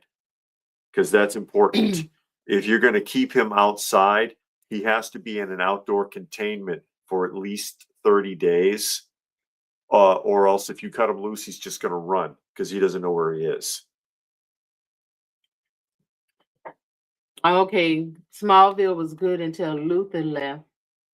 Yeah, we talked about Spaceballs earlier and how Mel Brooks is going to be involved. Patty says there, yeah. That should be good. I like Mel Brooks and I like his movies. I ain't too big on comedies, but his is funny and it's watchable. Like some comedies, you can only watch it once. Some of them is not worth watching at all. You got to turn it off because it's too raunchy. Some of them just so stupid. It's like, I don't know. So yeah, a lot of comedies I don't get into. Even sitcoms. Some sitcoms I don't tolerate well. I'd rather watch a drama. But some comedy is good. Some. Have you guys heard of a company called Blockies? Blokies? I don't think so. They sell figures in a model kit format, but they are very well made and quite affordable. Walmart carries some Transformers from them. He's going to join an outside colony. He's going to be in a large cage in the garage so they can get used to each other. Okay, there you go. Yeah. So AMH knows what they're doing there. Do it. Yeah, because again, if you just move them, they'll run because they don't know where they are, and they may not ever come back. They may get just totally lost. So yeah, that's good to hear because I've had to do that. But what is laughing at me with my poor cats. Last cat I did it with, I kept them contained for 3 weeks. It worked out great. They're all happy together. Okay. Good deal. But what were we talking about? Oh, thank you, Robert. Robert made a donation to the channel. Thank you, Robert. Very much appreciated. Yes, we always appreciate all the help we can get. All the help we can get with our feline friends. We're down to 16 now. We're down to 16 because the kittens are on their way. Kittens are gone. But it's still a lot to deal with. Yeah. It's still a lot to deal with. A lot of food and litter. A lot, yeah, food and litter and God forbid medicine. Blokes are awesome. They make tons of awesome Transformers in many scales for cheap. Oh, okay. We were talking about Mel Brooks. Oh, yeah. That's what it was. But yeah, Mel Brooks is he's never held back. And I can't imagine him holding back now, especially as old as he is. I'm sure he doesn't care what anybody thinks. So that'd be refreshing because they could not do Blazing Saddles today. Half of his stuff, even the producers, they couldn't do with that Nazi guy. They did a remake of the producers. I think it was but when 2010, I think. I know they did a remake, but was it in 2010? Somebody help me out here. Was it 2010? And it was and Will Ferrell played the Nazi. The guy, the Nazi with the script. Oh, I didn't see it. Yeah, but I thought it was earlier. It's almost perfectly identical to the original version with a few modernized variations. But otherwise, both films are good, and of course Mel Brooks did them both. So it was a remake of the original producers. I think the remake has a bit more musical numbers, but I'm like, yeah, it was still funny because it still held to the original. Have you noticed that VHS prices have gone up? They are creeping up a little bit. Yeah, people are starting to recognize VHS and start looking for it. And Robert wants to know about Hobo. He's a fat, happy little guy. He's a fat, happy little guy. Of course, for those of you who don't know, Hobo is the orange tabby who has no teeth. Yeah, man, he was a mess when we first found him. He was dying. Him and Dad are the two I talk about a lot and they're both still there because they were both literally dying. And I was told to put them down, to euthanize them, and I wouldn't do it. Which I'm glad I didn't because they're still here. But yeah, poor Hobo has no teeth. Poor guy. But he's a happy guy now. Yeah, he's such a happy guy, and he's friendly, and he's a fat little monkey. And Munin wants to know about Monkey. Yes, Monkey is still here, and he's still Daniel's cat because he ignores me. He ignores me. but Daniel adopted him. He's like Daniel's little brother, and he follows Daniel everywhere and chases Daniel around, and that's really because I was going to adopt him out, but then I was like, you know what, I can't because him and Daniel are like twins now, so I've got to keep him. Oh, what's that? David is going to get some chickens. Oh, yeah, we're going to get chickens. We got to get a coop. VHS is popular with younger gens right now. I'm seeing so many of them at thrift stores looking through the VHS section. And we got 80s Toy Mania. Hi, guys. Your thoughts on the new Spielberg Alien movie? I hadn't heard it. Yeah, I hadn't heard he was doing anything. For those of you who are wondering, I'll put, that's Hobo when we found him. Filthy, emaciated. He spent like an hour trying to eat that, and I didn't understand what the problem was until I was able to check his mouth. Covered with scabs. His elbow is actually ripped open almost 4 inches and was seeping and infected, and they had to put stitches in it. And ear mites, fleas, name it. You name it. You name it. This is Hobo when we first encountered him. Terrified of me. Outdoor, kind of feral, but too weak to resist. And then, let me see. Here we go. This is what Hobo looks like now. With his tongue hanging out because he has no teeth. His tongue's always hanging out. Is that Alien Earth? Is that the one that you're talking about? Toy Mania?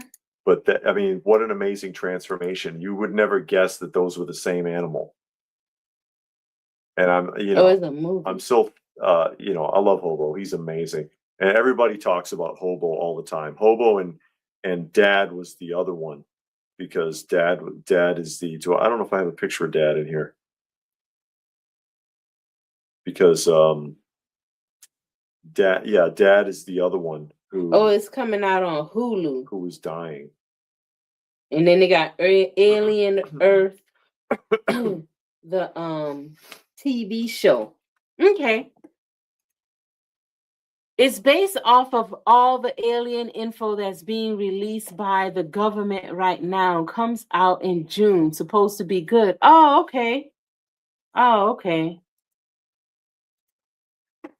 Then we got Night Watch. Oh, stopping by to say hi and drop a like. We appreciate it. All the thumbs up we can get, and thank you very much. Disclosure is called. Oh, yeah. We talked about Disclosure.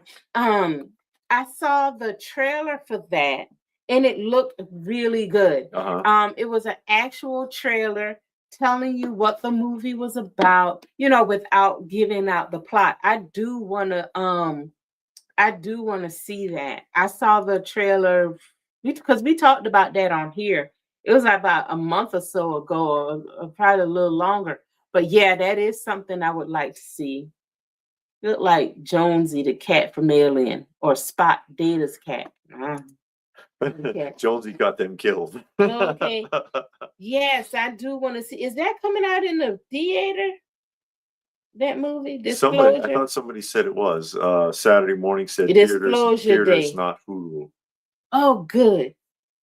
Well, I'll wait until it's about to leave, and then it'll be cheap. Okay. Because you see it at the matinee. How you go to the matinee. Yeah. I don't have to be the first one to see it. I don't need to be. I'm not getting paid to do reviews. No. I used to go to, when they had the dollar shows. I used to go to the dollar shows all the time. Yes.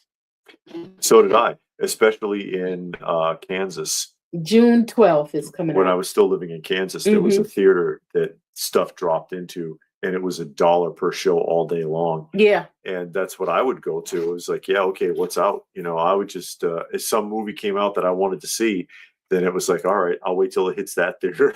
That's what I used to do. I used to bring the kids, It's like, yeah, let's go to the movie. $3, and hell, the concessions don't hurt that much once it's that cheap. Yeah. Now they had at one of the malls, they done tore it down. We passed it the other day, and they tore it down. But we used to take the clients at the daycare center Oh, there. yes. And on, I don't know if it was Tuesday or Wednesday, we went there one day, on one of them off days, and the movies were $1.25.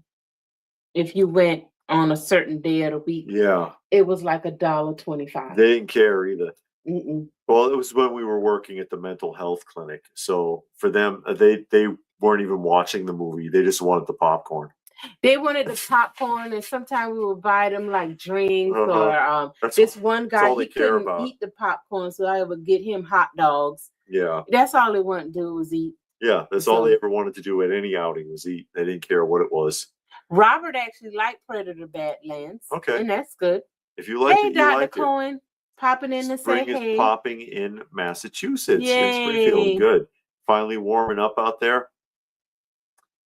Another movie, more documentary style with real accounts by a government official, came out in 2025 called The Age of Disclosure. Also very good.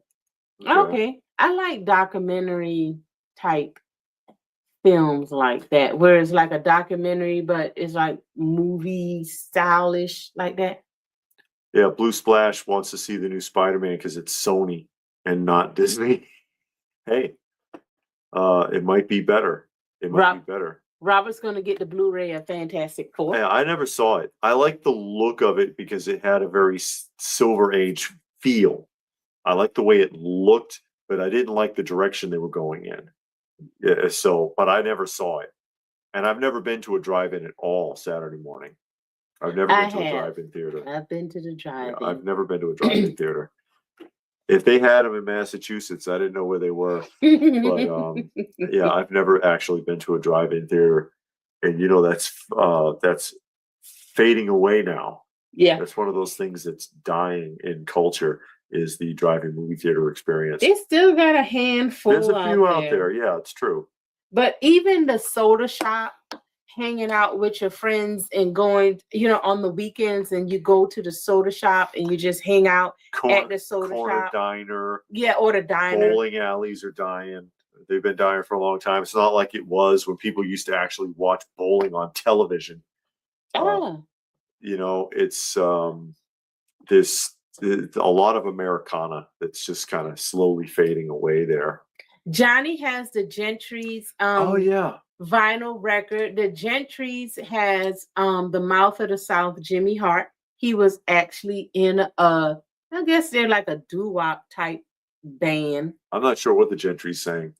I saw the list. They With do Jimmy Hart. Yeah, Jimmy Hart from The Mouth of the South. Yes. Jimmy Hart. They do have one song, and actually Aretha Franklin made a joke about him, saying that he was a one-hit wonder, because that was only the one song that anybody know. But he's gonna get that framed. Okay. Toy Chic like Predator Badlands. Okay. We didn't see it. Did we buy anything recently as far as physical media? No. Yes, I did. You did? I bought. What did you buy? Downton Abbey. Oh, that's right, you did. She bought the movie collection. The movie collection, not the TV show. Yes. I forgot about that. I forgot about that. Ooby Dooby's waiting for the documentary. Ooby Dooby wins the Powerball, and the sequel. Who's buying all the alley? Hanging out at malls is a thing that's gone. Malls are gone. The malls are fading away. They're tearing them down around here anyway. Haven't seen Fantastic Four either. Maybe I'll get the Blu-ray. Yeah. They've never done Fantastic Four right, but this one looked right to me because I was digging that Silver Age vibe, but again, I just didn't like the direction it seemed like they were going in. But you never know. I mean, I didn't actually see it, so what are you gonna do? Yeah. What are you gonna do? And I mean, in movies that look. What's Downton Abbey about? You need to go somewhere and sit down. It's a period drama. But not exactly. I mean, Saturday Morning says arcades have made a big comeback. Not really. It's not the same. I mean, it's basically a nostalgia center for people our age. and you buy a ticket and you go in. Yeah, you play and it's drink not and like all that. it's not like it was. Yeah, hang on, Sloopy. Hang on, Sloopy. I don't think, I mean, there's places trying to bring those back, but it's just not the same. It's not like when I was a kid and the laundromat had 5 machines in it, you know. Or you went to an actual arcade and it was jam-packed and you stood around and watched one person play. 500 teenagers out in front of the place and they're all looking over everybody's shoulder and everything. Now you don't want to be anywhere where teenagers are because you might get killed or robbed or beat up or something. Yeah, or trampled. Yeah. So they run around acting stupid. No. That it's she Johnny's picking on you. She says that. That's one of her phrases. You need to go sit down somewhere.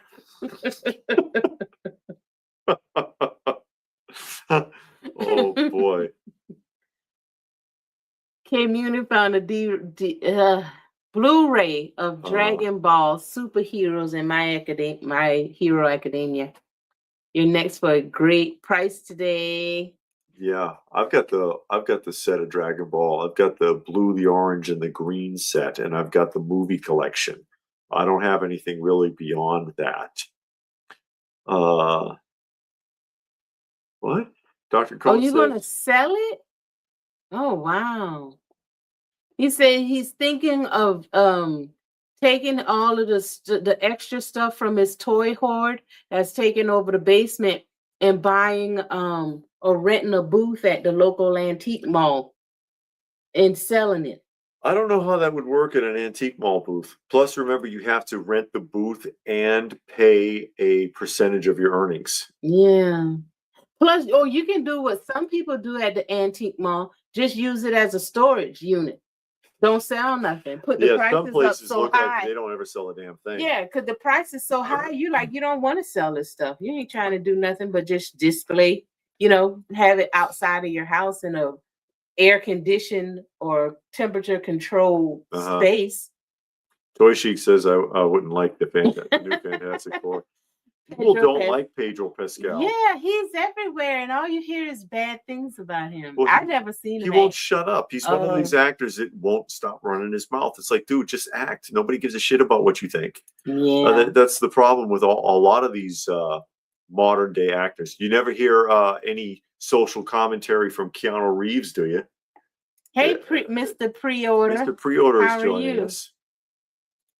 Do you tell? Yeah. You better go somewhere. Yeah, I tell everybody that. David all the time. I talk to the cats all the time. I know they don't understand what I'm saying, but they understand the tone.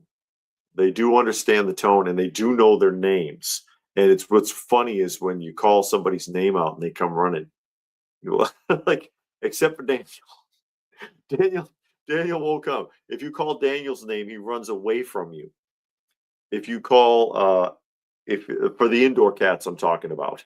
If you call Monkey, Miss Kitty, or Granny Smith's name, they'll run right to you. But if you call Daniel's name, he runs and hides like he thinks he's in trouble. I got 2 black and white movies that were like dramas, but I got them mainly because of Carol Burnett. She spoofed them so well. Okay. Carol Burnett was interesting. She was in one of the few comedies on the Twilight Zone. She was in the one that had the genie. I don't remember that one. And she didn't want him to do anything because she didn't, and he was compelled. I don't know if you remember that. No, one. I don't remember. And she was the usher in a movie theater. That was her job. But yeah, she was in one of the few comedy ones. Keanu is a saint. Yeah, he comes off like it, but yeah, but the reason that he's so popular is because he keeps his mouth shut. Yeah, he just do his job. He just does his job, and then he doesn't do anything that would put him in a compromising position. Have you ever seen him with photographs with people? Yeah, his hands are way back here. Yeah, he don't touch him. He'll stand there like this. He'll put his hand behind them or something, but he doesn't actually touch anybody. Yeah, because next thing you know, he groped me. He sexually harassed me. He forced me to come to his hotel room. Yeah. Ain't nobody forced you to do nothing. There's a handful of people out there that are like that have learned to just keep their mouth closed. But that should be like in their contract, especially if a new movie is coming out. Clamp it down. And you think it could be, tell those actors every time you open your mouth, we're gonna dock you $100,000. They'll shut up. Because I think some of the actors ruin it for the film. And because they open their mouth and start talking, people get turned off. And it's like, if you just be quiet, don't go on the circuit. Well, they kind of got to go on the circuit. Okay. But keep the conversation to this only. Be positive. Don't say nothing negative. Don't give your thoughts. Don't give your political, your religious thoughts. Don't tell us who you standing with. Yeah. Just promote the film. Oh, yeah, I like the film and the characters. She's this, he's that, whatever. And then you go home. Nobody want to hear your thoughts on nothing anyway. Nobody wants to hear. Because you're no matter what you do, you're gonna risk, no matter who you're for or against, you're risking automatically alienating up to half of your audience.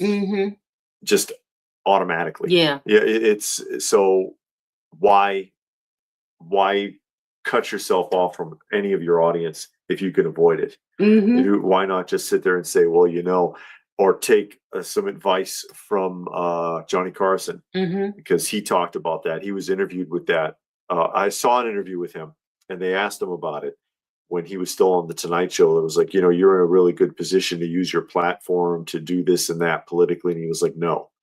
He's like, that's a bad idea, because if you're an entertainer, you are in a position to manipulate people to see things your way, and it's not fair. And he was like, so I don't like, I make a little political joke here and there, but I'm not doing that. And I agree with that completely. Just, that's not what I'm here for. Yeah. And then, Carson retired, and that's all you get on the late night talk shows now, is people with extreme political positions that aren't even theirs because they're reading the script. Yeah. It's ridiculous, but it's just be quiet. Just act. Them. Just act. We'd appreciate you better if that's all you did. I just, the age of true celebrity status, I think, is fading away anyways. They need to die. Because and we talked about this before, you can be like an internet celebrity with 2 million followers on YouTube, right? And nobody knows who the hell you are. Okay. Yeah, because they'll put on the computer. So this YouTube, TikTok influencer died. And it's like, cool. Yeah. But back in the day, you knew who every celebrity was. Even if you didn't watch the show, didn't listen to the music, just whatever. It's like, oh, that's so-and-so. You kind of knew. Nowadays, and that's back when you had A and B listers for real. Now, and I joked about it before, but now you get C, D, E, F, and G listers, and social influencers, and people that have like millions of followers, and nobody knows who the hell they are unless they're in that little clique. It's just kind of ridiculous. Oh, Johnny says late night talk show hosts got to go somewhere and sit down. Yeah. Yeah. They do need to go sit down somewhere. Go sit down somewhere. Because all of those actors and the musicians, they're just getting ridiculous. Nobody want to hear that, man. My favorite, excuse me, is what is his name? From Crosby, Stills and Nash, and Neil Young. Oh God, Neil Young, when he got upset about Trump, right? And he was like, if you listen to Trump, I don't want you to listen to my music at all. I want my music to be taken off this platform and that platform. And it's like, jackass, you don't even have the rights to your music. You sold your catalog decades ago. You're going to tell people not to listen to your music, and you don't even own it. Okay? I mean, plus he's always been a prick. That's why Crosby, Stills and Nash threw him out, because he was causing all kinds of problems for the band. Who was better, Dr. Morrow, Burt Lancaster? No, stop. Oh, you're butchering it. Okay.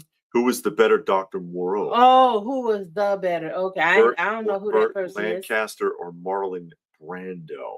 Burt Lancaster was good in a movie called The Swimmer.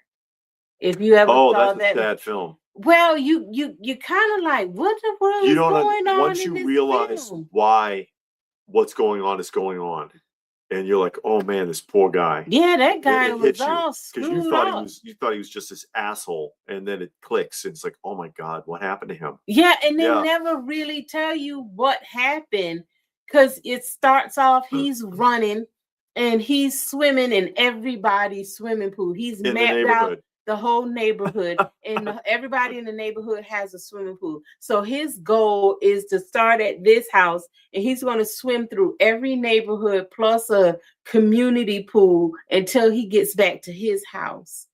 And he's meeting everybody. They're like, oh, you're back. And everybody's looking kind of weird, but they're nice. And then he goes to the next house, and each house he goes to, a little bit more is revealed. Yeah. Until he gets to like this one lady house, and more stuff is revealed, and then it's like it's starting to hit him, and then he gets to the public's pool, and it's like, okay, and then he gets to his house, and it's like, bam. But they still don't tell you exactly what happened. I don't think I saw the one with Marlon Brando, so I can't really comment. Hey, JSS Brooklyn. Brooklyn is here. Glad you could make it today. Mm-hmm. Johnny wants to know best James Bond. That's oh, who knows? Except for oh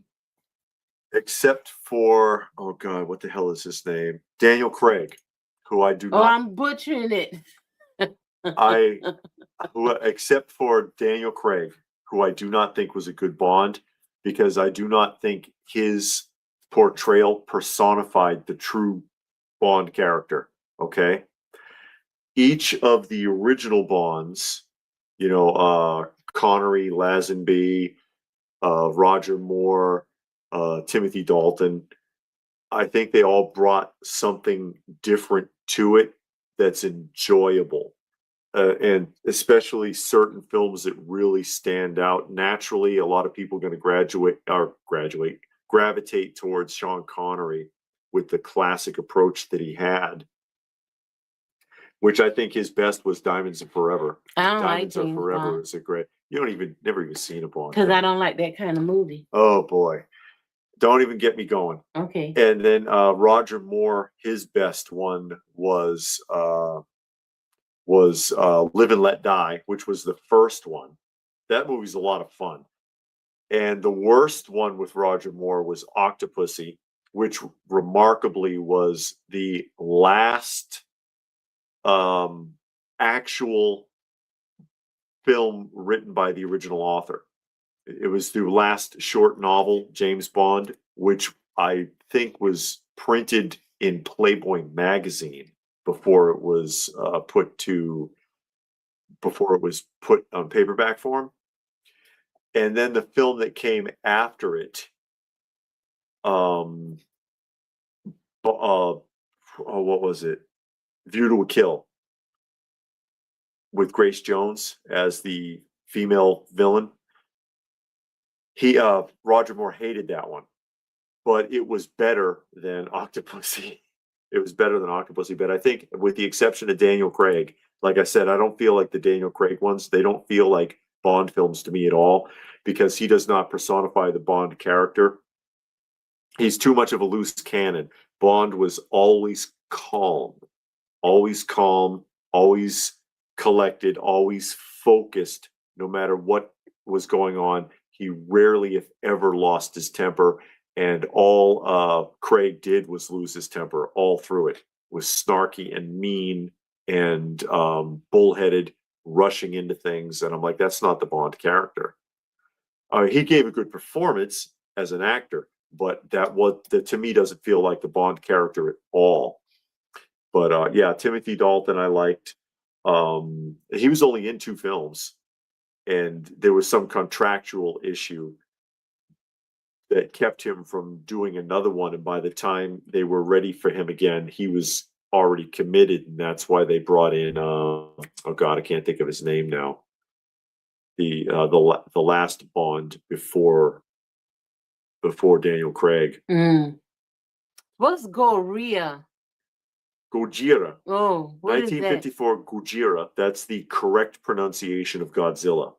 Oh, Okay. Film very dark and seeing people being killed, dying in the hospital. Yes, Mr. Pre-Order says. That's the one that has oh God, what was his name? The one American actor that was in it. I can't think of his name either. Somebody will tell me. Oh, and GoldenEye, which has like the best Nintendo 64 game ever made. Mark says Goldfinger was the best Bond. You like movie. Goldfinger? Yep. Goldfinger was cool. Pierce Bronson was the guy you were thinking about. Pierce Brosnan, who was in I thought he was Mission Impossible or 007 or something. 007 is James Bond. Okay. I saw something with him in it. I didn't like it though, because it wasn't my type of film. Oh boy.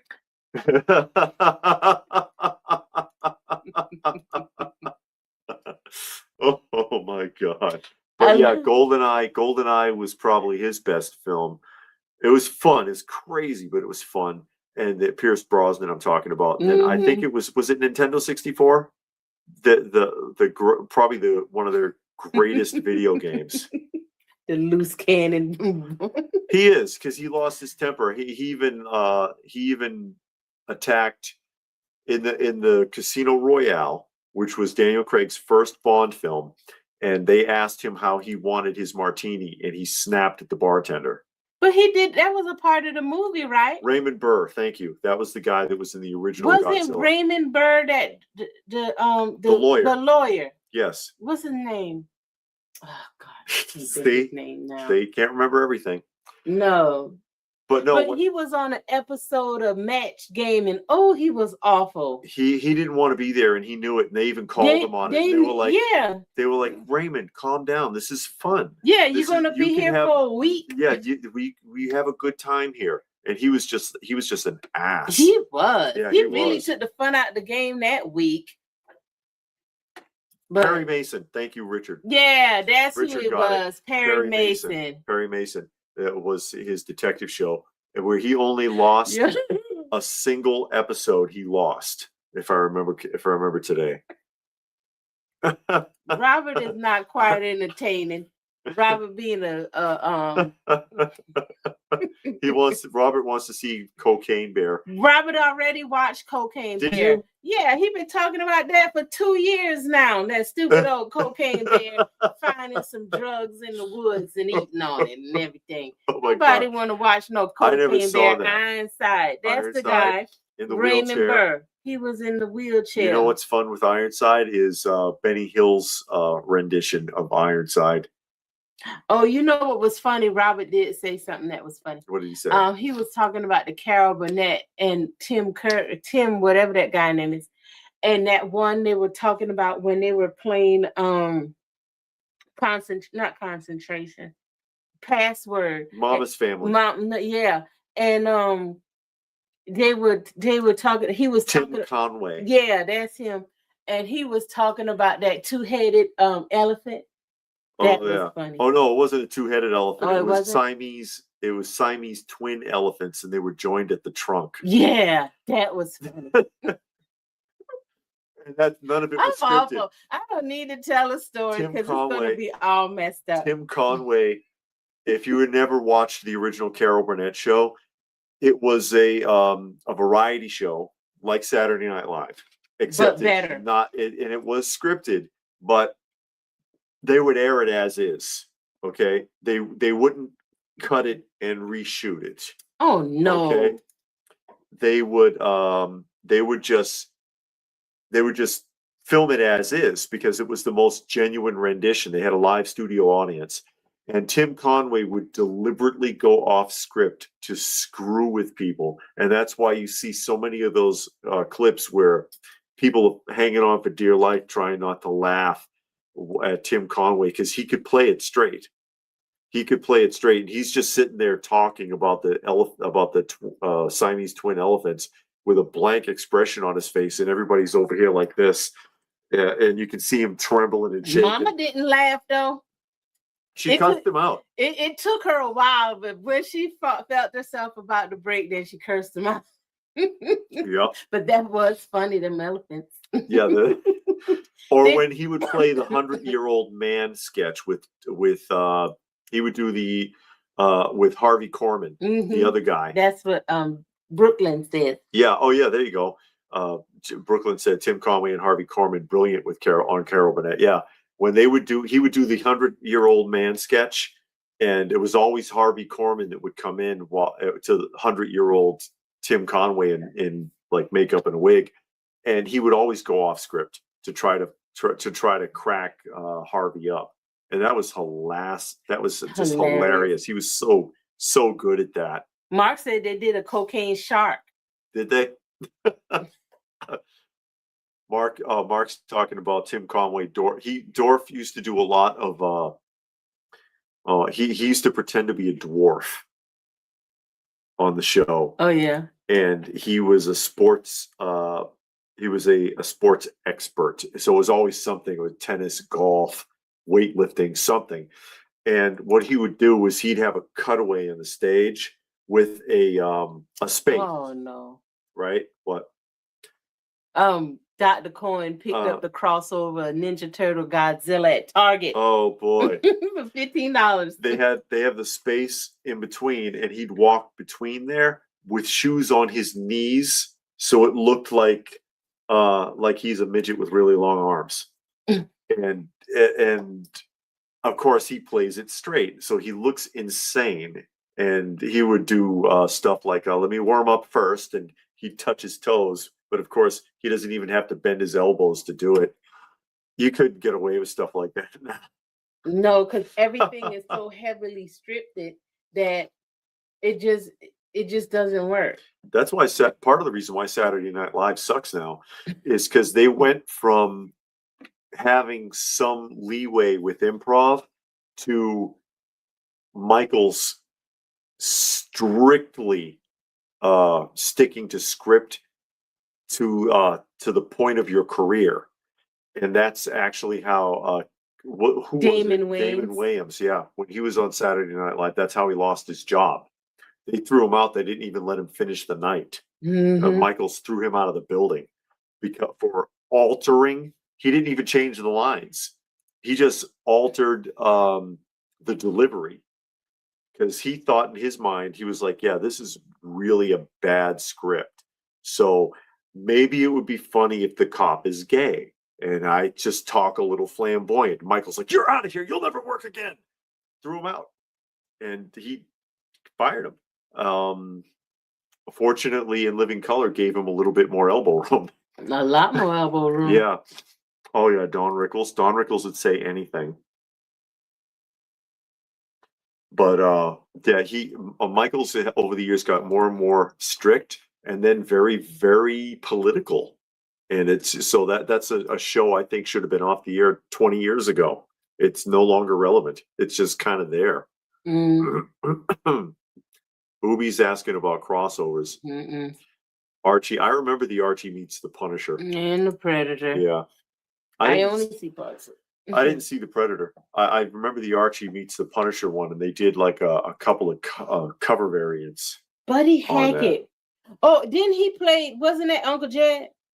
Buddy Hackett. He wasn't Uncle Jed. No, that was not Uncle Jed.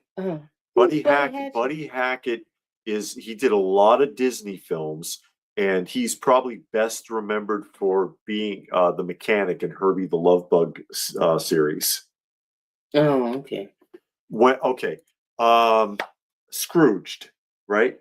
Remember the movie Scrooged with Bill Murray? You remember the actor who played Scrooge in the film? That was Buddy Hackett. Okay. You still don't know what I'm talking about. But that's all right, though. I try.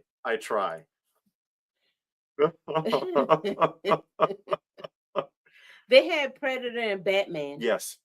I got that comic. She does. The Spider-Man one started good with issue 1, but went downhill the issue 2 and ended in the septic tank. Boy, that went downhill real fast. If number 1 was good. Oh yeah, Paul Lind. Oh, Paul Lind is crazy. Yeah, Archie met Harley Quinn and Vampire and Red Sonja. That's too much. That's too much. DC's talking about 70s variety shows. Rip Torn, Charles Nelson Riley's hilarious. Sonny and Cher. Really? I only ever seen him on the Brady family the as match. in character as the Brady Bunch. Yeah, crazy stuff like that. But yeah, Charles Nelson Riley was a staple on the match game. He was always there. Yeah, until he had his toupee, then he had to take off so he can go get his hair plugs in. Oh man.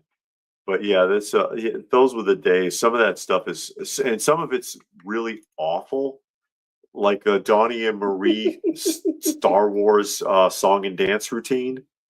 Terrible, but it's so bad it's funny. You know what I mean? It's so bad. It's so bad it's good sometimes. Buddy Epson. Thank you. I know it was a buddy. Was Jed Clampett on the Beverly Hillbillies. And he was also in Breakfast at Tiffany's. Buddy Epson. Was he in Breakfast at Tiffany's? I don't remember.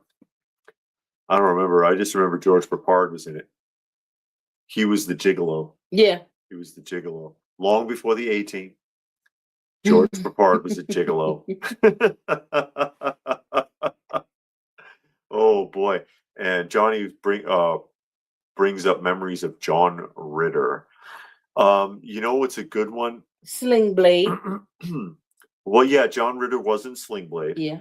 I was thinking of, oh God, if I can remember the name of the movie, it's the one where he had the remote control for the TV, but the remote control was from hell.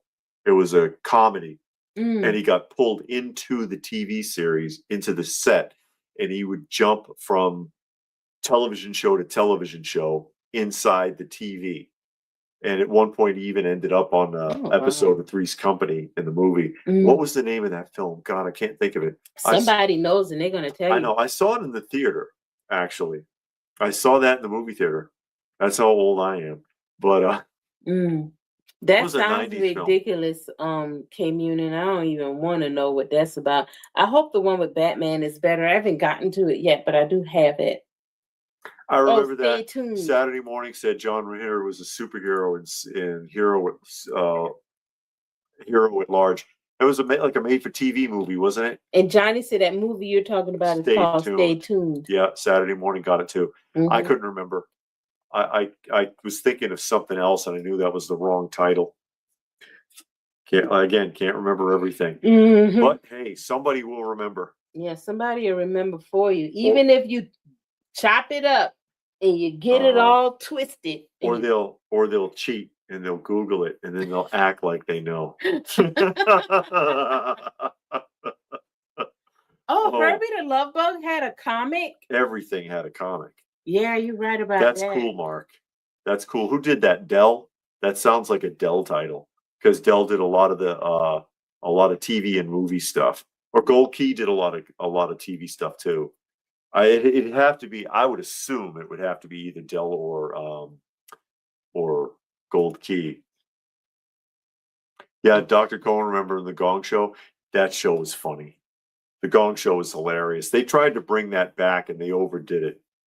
Yeah, they overdo everything. Yeah, they overdid it. And Mark confirms Gold Key. Okay. Yeah, I love those. Especially some of those old photo covers are really cool. They got new American Gladiators. The original ones were pretty good. I remember watching that growing up. Yeah. Getting pushed around, not tough like the old Gladiators. Oh boy. Craven Predator just took turns chopping each other with blades at the end. The Predator kept Craven into the clan while he's missing a chunk of his brain. Alternate reality Craven, because Craven was killed in the Copper Age. He was killed in the Copper Age. It's a mini series in Spider-Man comics called Craven's Last Hunt, and it is really well written. Really well written. But he knew he was dying. He always wanted to beat Spider-Man. Finally did it. And how he beat him? Did he kill him?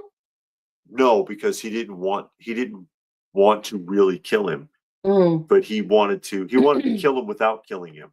So he beat him and he buried him. Oh, okay. And then Spider-Man, Peter Parker he wakes up and escapes from out of the grave and comes after him. And Craven was like, I'm done. I don't, I'll never bother you again. And I don't know if you understand, but I'm done. And he was like, you can beat me up, you can kill me, whatever you want to do. And Peter Parker walked away, and then, spoiler alert, because he was dying anyways, he ended his own life. I guess he felt fulfilled and he didn't want to deal with the pain and just ended his own life at the end of that. But it was a really well written series. They don't get writing like that anymore. They don't. You think the comic book industry is dying or already dead? Oh, it's dead. You get a gem every once in a while. Somebody comes up with something, some independent comic that sparks people's interest, like The Walking Dead. People really liked stuff like that. But for the most part, it's rotten from within because everything they know everybody wants, they won't give it to them. What everybody want? People want consistent artwork, first of all, not just like portrait covers, but you get a really nice looking portrait cover, but then you open the book up and the art looks like shit. It's all computer generated garbage. And then the writing is terrible in this stuff. People complain about the storylines in these books constantly and all the agenda pushing constantly. Nobody likes that. Stop. You know what works. You've got an industry that's almost 100 years old to show you what works. What made comics so popular? Why were they being sold by the millions in the 1930s? And not to children. It wasn't kids buying Superman #1 or Action Comics #1 or Batman or Detective Comics. It was adults. And the reason that those Golden Age books are missing, as many of you are aware, is because of the Seduction of the Innocent trials. They had book burnings. They burned millions of comic books during that time. Absolutely ignorant. And that's why so many Golden Age books are so hard to find. Unless they're kiddie books like Donald Duck. Yeah, I want to read it. Yeah, but you know what I mean? Those are the ones that were for children. The rest of the comics were for adults, and adults were the primary audience. I think the original Action Comics #1, they had more than 2 million of those were officially printed. Where are they? Well, they burned them. I think they need to quit checking boxes for books, comic books, and movies. And I thought, like, before the award show, that movie award show, the Oscars came out, they had a list of all of the qualifications you needed to win the to be nominated. That's right. To be nominated for an Oscar. So you had to have so many females within the writing staff and the actors, so many disabled, so many LGBT, so many religion on the staff, and this is on the staff and actors, all of that. It's on the Academy Awards website because we looked at it. People in the film, portrayed in the film, or working on the film in combination. And if you have the minimum quota for each category, then you can get nominated. It's got nothing to do with the story, nothing to do with the cinematography or anything. It's crazy. And I'm with Pastor Rick. You can only scratch it so far. And I mean, you got stories that okay, Batman, Superman, all of them, they've been going on now for 80 plus years. And I understand using modern day things and situations to build a story, but you don't have to use like the whole politics of it. I would rather not know who the writer is and just get a good story. Not know who the artist is and just get a good story. Not know who the director is, just get a good movie. But in order to say, okay, I want to really win an award. Okay, so let me make sure my movie checks all of these boxes, even though the person can't write, they can't even read, they can't act, they can't draw, they can't do nothing, but we meet all these boxes, so at least we'll get nominated. But you're getting nominated for trash. Because the person that say, I don't care nothing about that, I just want to put out a good movie.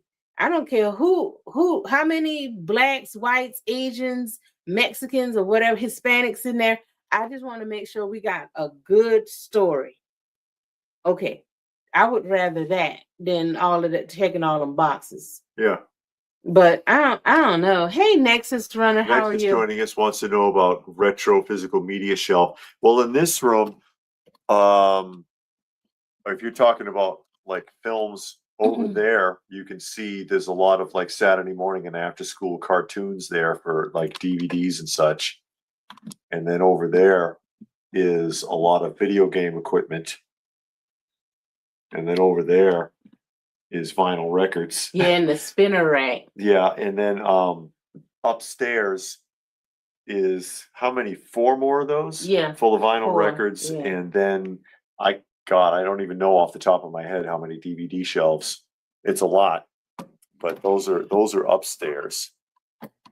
But yeah, we love our physical media for sure. We like being able to not have to contend with watching 50 ads on some app or some nonsense. Yeah. Toy Room 2 is already almost finished, and it's all Masters of the Universe. Toy Room 3 is going to be a variety of things, Ninja Turtles and everything else that's left over. It's not Masters of the Universe. Lots of stuff though. Lots of different things. Yeah, stay tuned. You'll see. But yeah, I just wish that they would just would care more about story writing in comics and movies than winning an award. Because okay, so what? You got an award. You got an award for a bad film for nothing, or a bad book or something like that. You didn't even get it for something good. And you were nominated for an award for a bad film, but you can say, well, I'm a Academy or Oscar nominated actor or director or writer or whatever. Yeah, but your film was bad. Nobody want to watch that mess. You got 100 you put your trailer out and it got 500,000 dislikes to 100,000 likes. That's not, something that you want to celebrate. No, and then turn around and blame the audience for it. Yeah, and that's the thing. Johnny wants to know if we're in the basement. We have 2 windows. It's in levels. Yeah. So part of the basement is underground and part of it is not.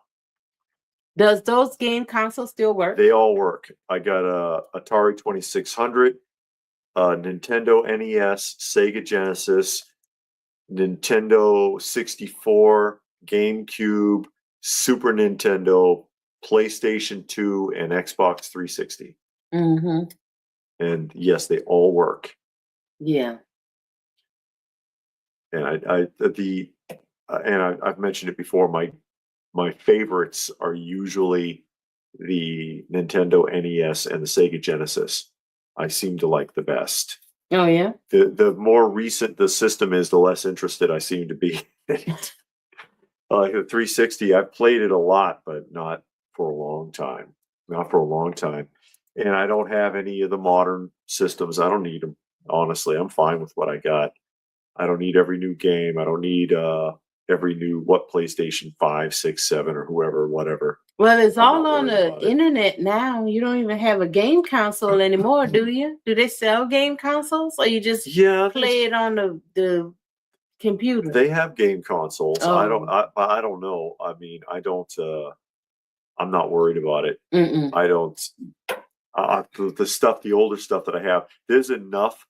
If I got bored, there's enough still vintage cartridges that I don't have. I could find something. You know what I mean? Yeah. How many cartridges did they make for the Nintendo NES? 1,000. How many did they make for Atari?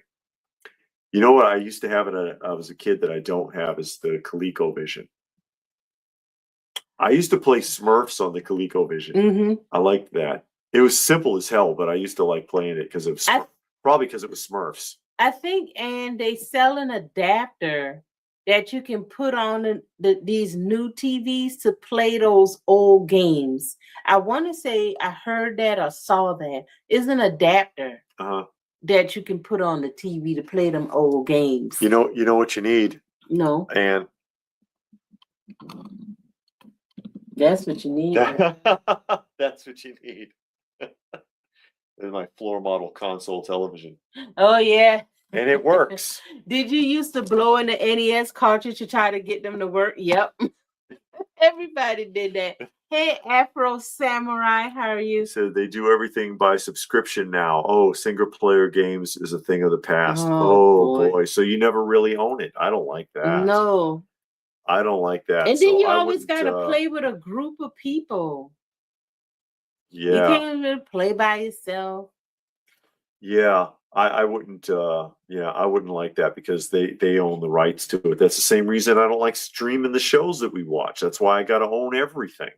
I gotta own all I got all of our cart we got TV shows and cartoon shows from the 60s, 70s, 80s that we're good for years. We're good for years and years and years.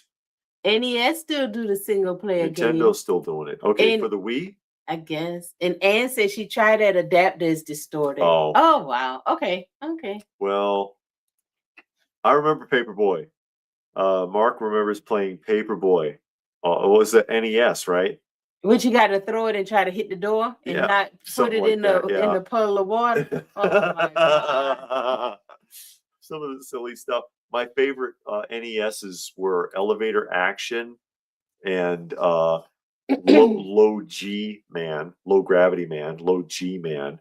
I used to play that a lot. Of course, the Super Mario's always classic. Sega Genesis, Streets of Rage 2, Golden Axe 2, stuff like that was always fun. Marble Madness. I don't know if I remember that one, Joni. Marble Madness. Maniac Mansion for NES.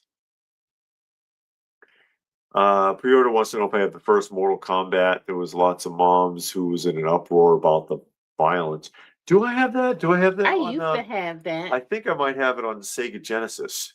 I think I got it on the Sega Genesis. I know I got the Street Fighter once, and that was fun. Ooby Doob had the Smurf for the Atari, confused by it being the only white cartridge I had. Yeah, I had it for the ColecoVision. But yeah, you just walk. It's a scrolling. You just walk to the right and you jump over little hole pits in the ground and stuff like that. But it's the Smurfs.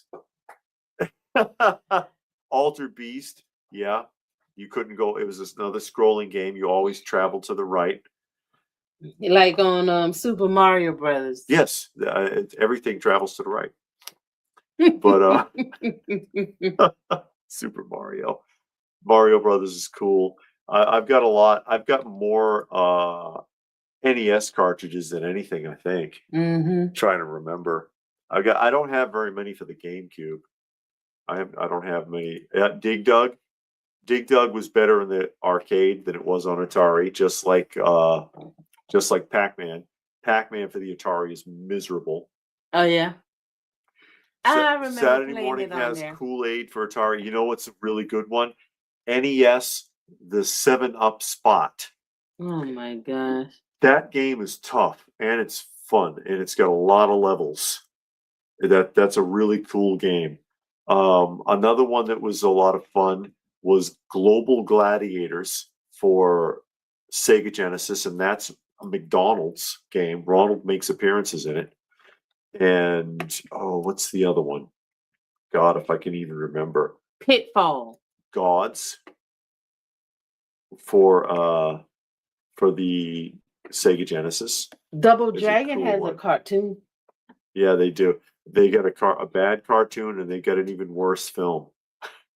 Oh, really? The live action is terrible. But anyways, we're well over the 2-hour mark. So I guess we're going to go ahead and start signing off. I just wanted to say special thanks to Pastor Rick, to Rich, to Ooby Doob, and to Robert, who made donations to our cat shelter. Thank you very much for that. Resident Evil 4, I don't think so. I don't think I ever played that. But yeah, thanks for helping us out with our shelter. We really do appreciate it. And hopefully, I don't know if we'll be able to do one next week because we're going to be at the StellarCon. Yes. We're going to be at the StellarCon next Saturday, and I'll be filming that live. I'm going to try to film it live. I'm going to try to film. We've been invited out to go to that. So I don't believe we'll be able to do all 3 days, but we'll film on Saturday. So, hey, everybody, thanks for joining us, and we'll try to catch you again sometime soon.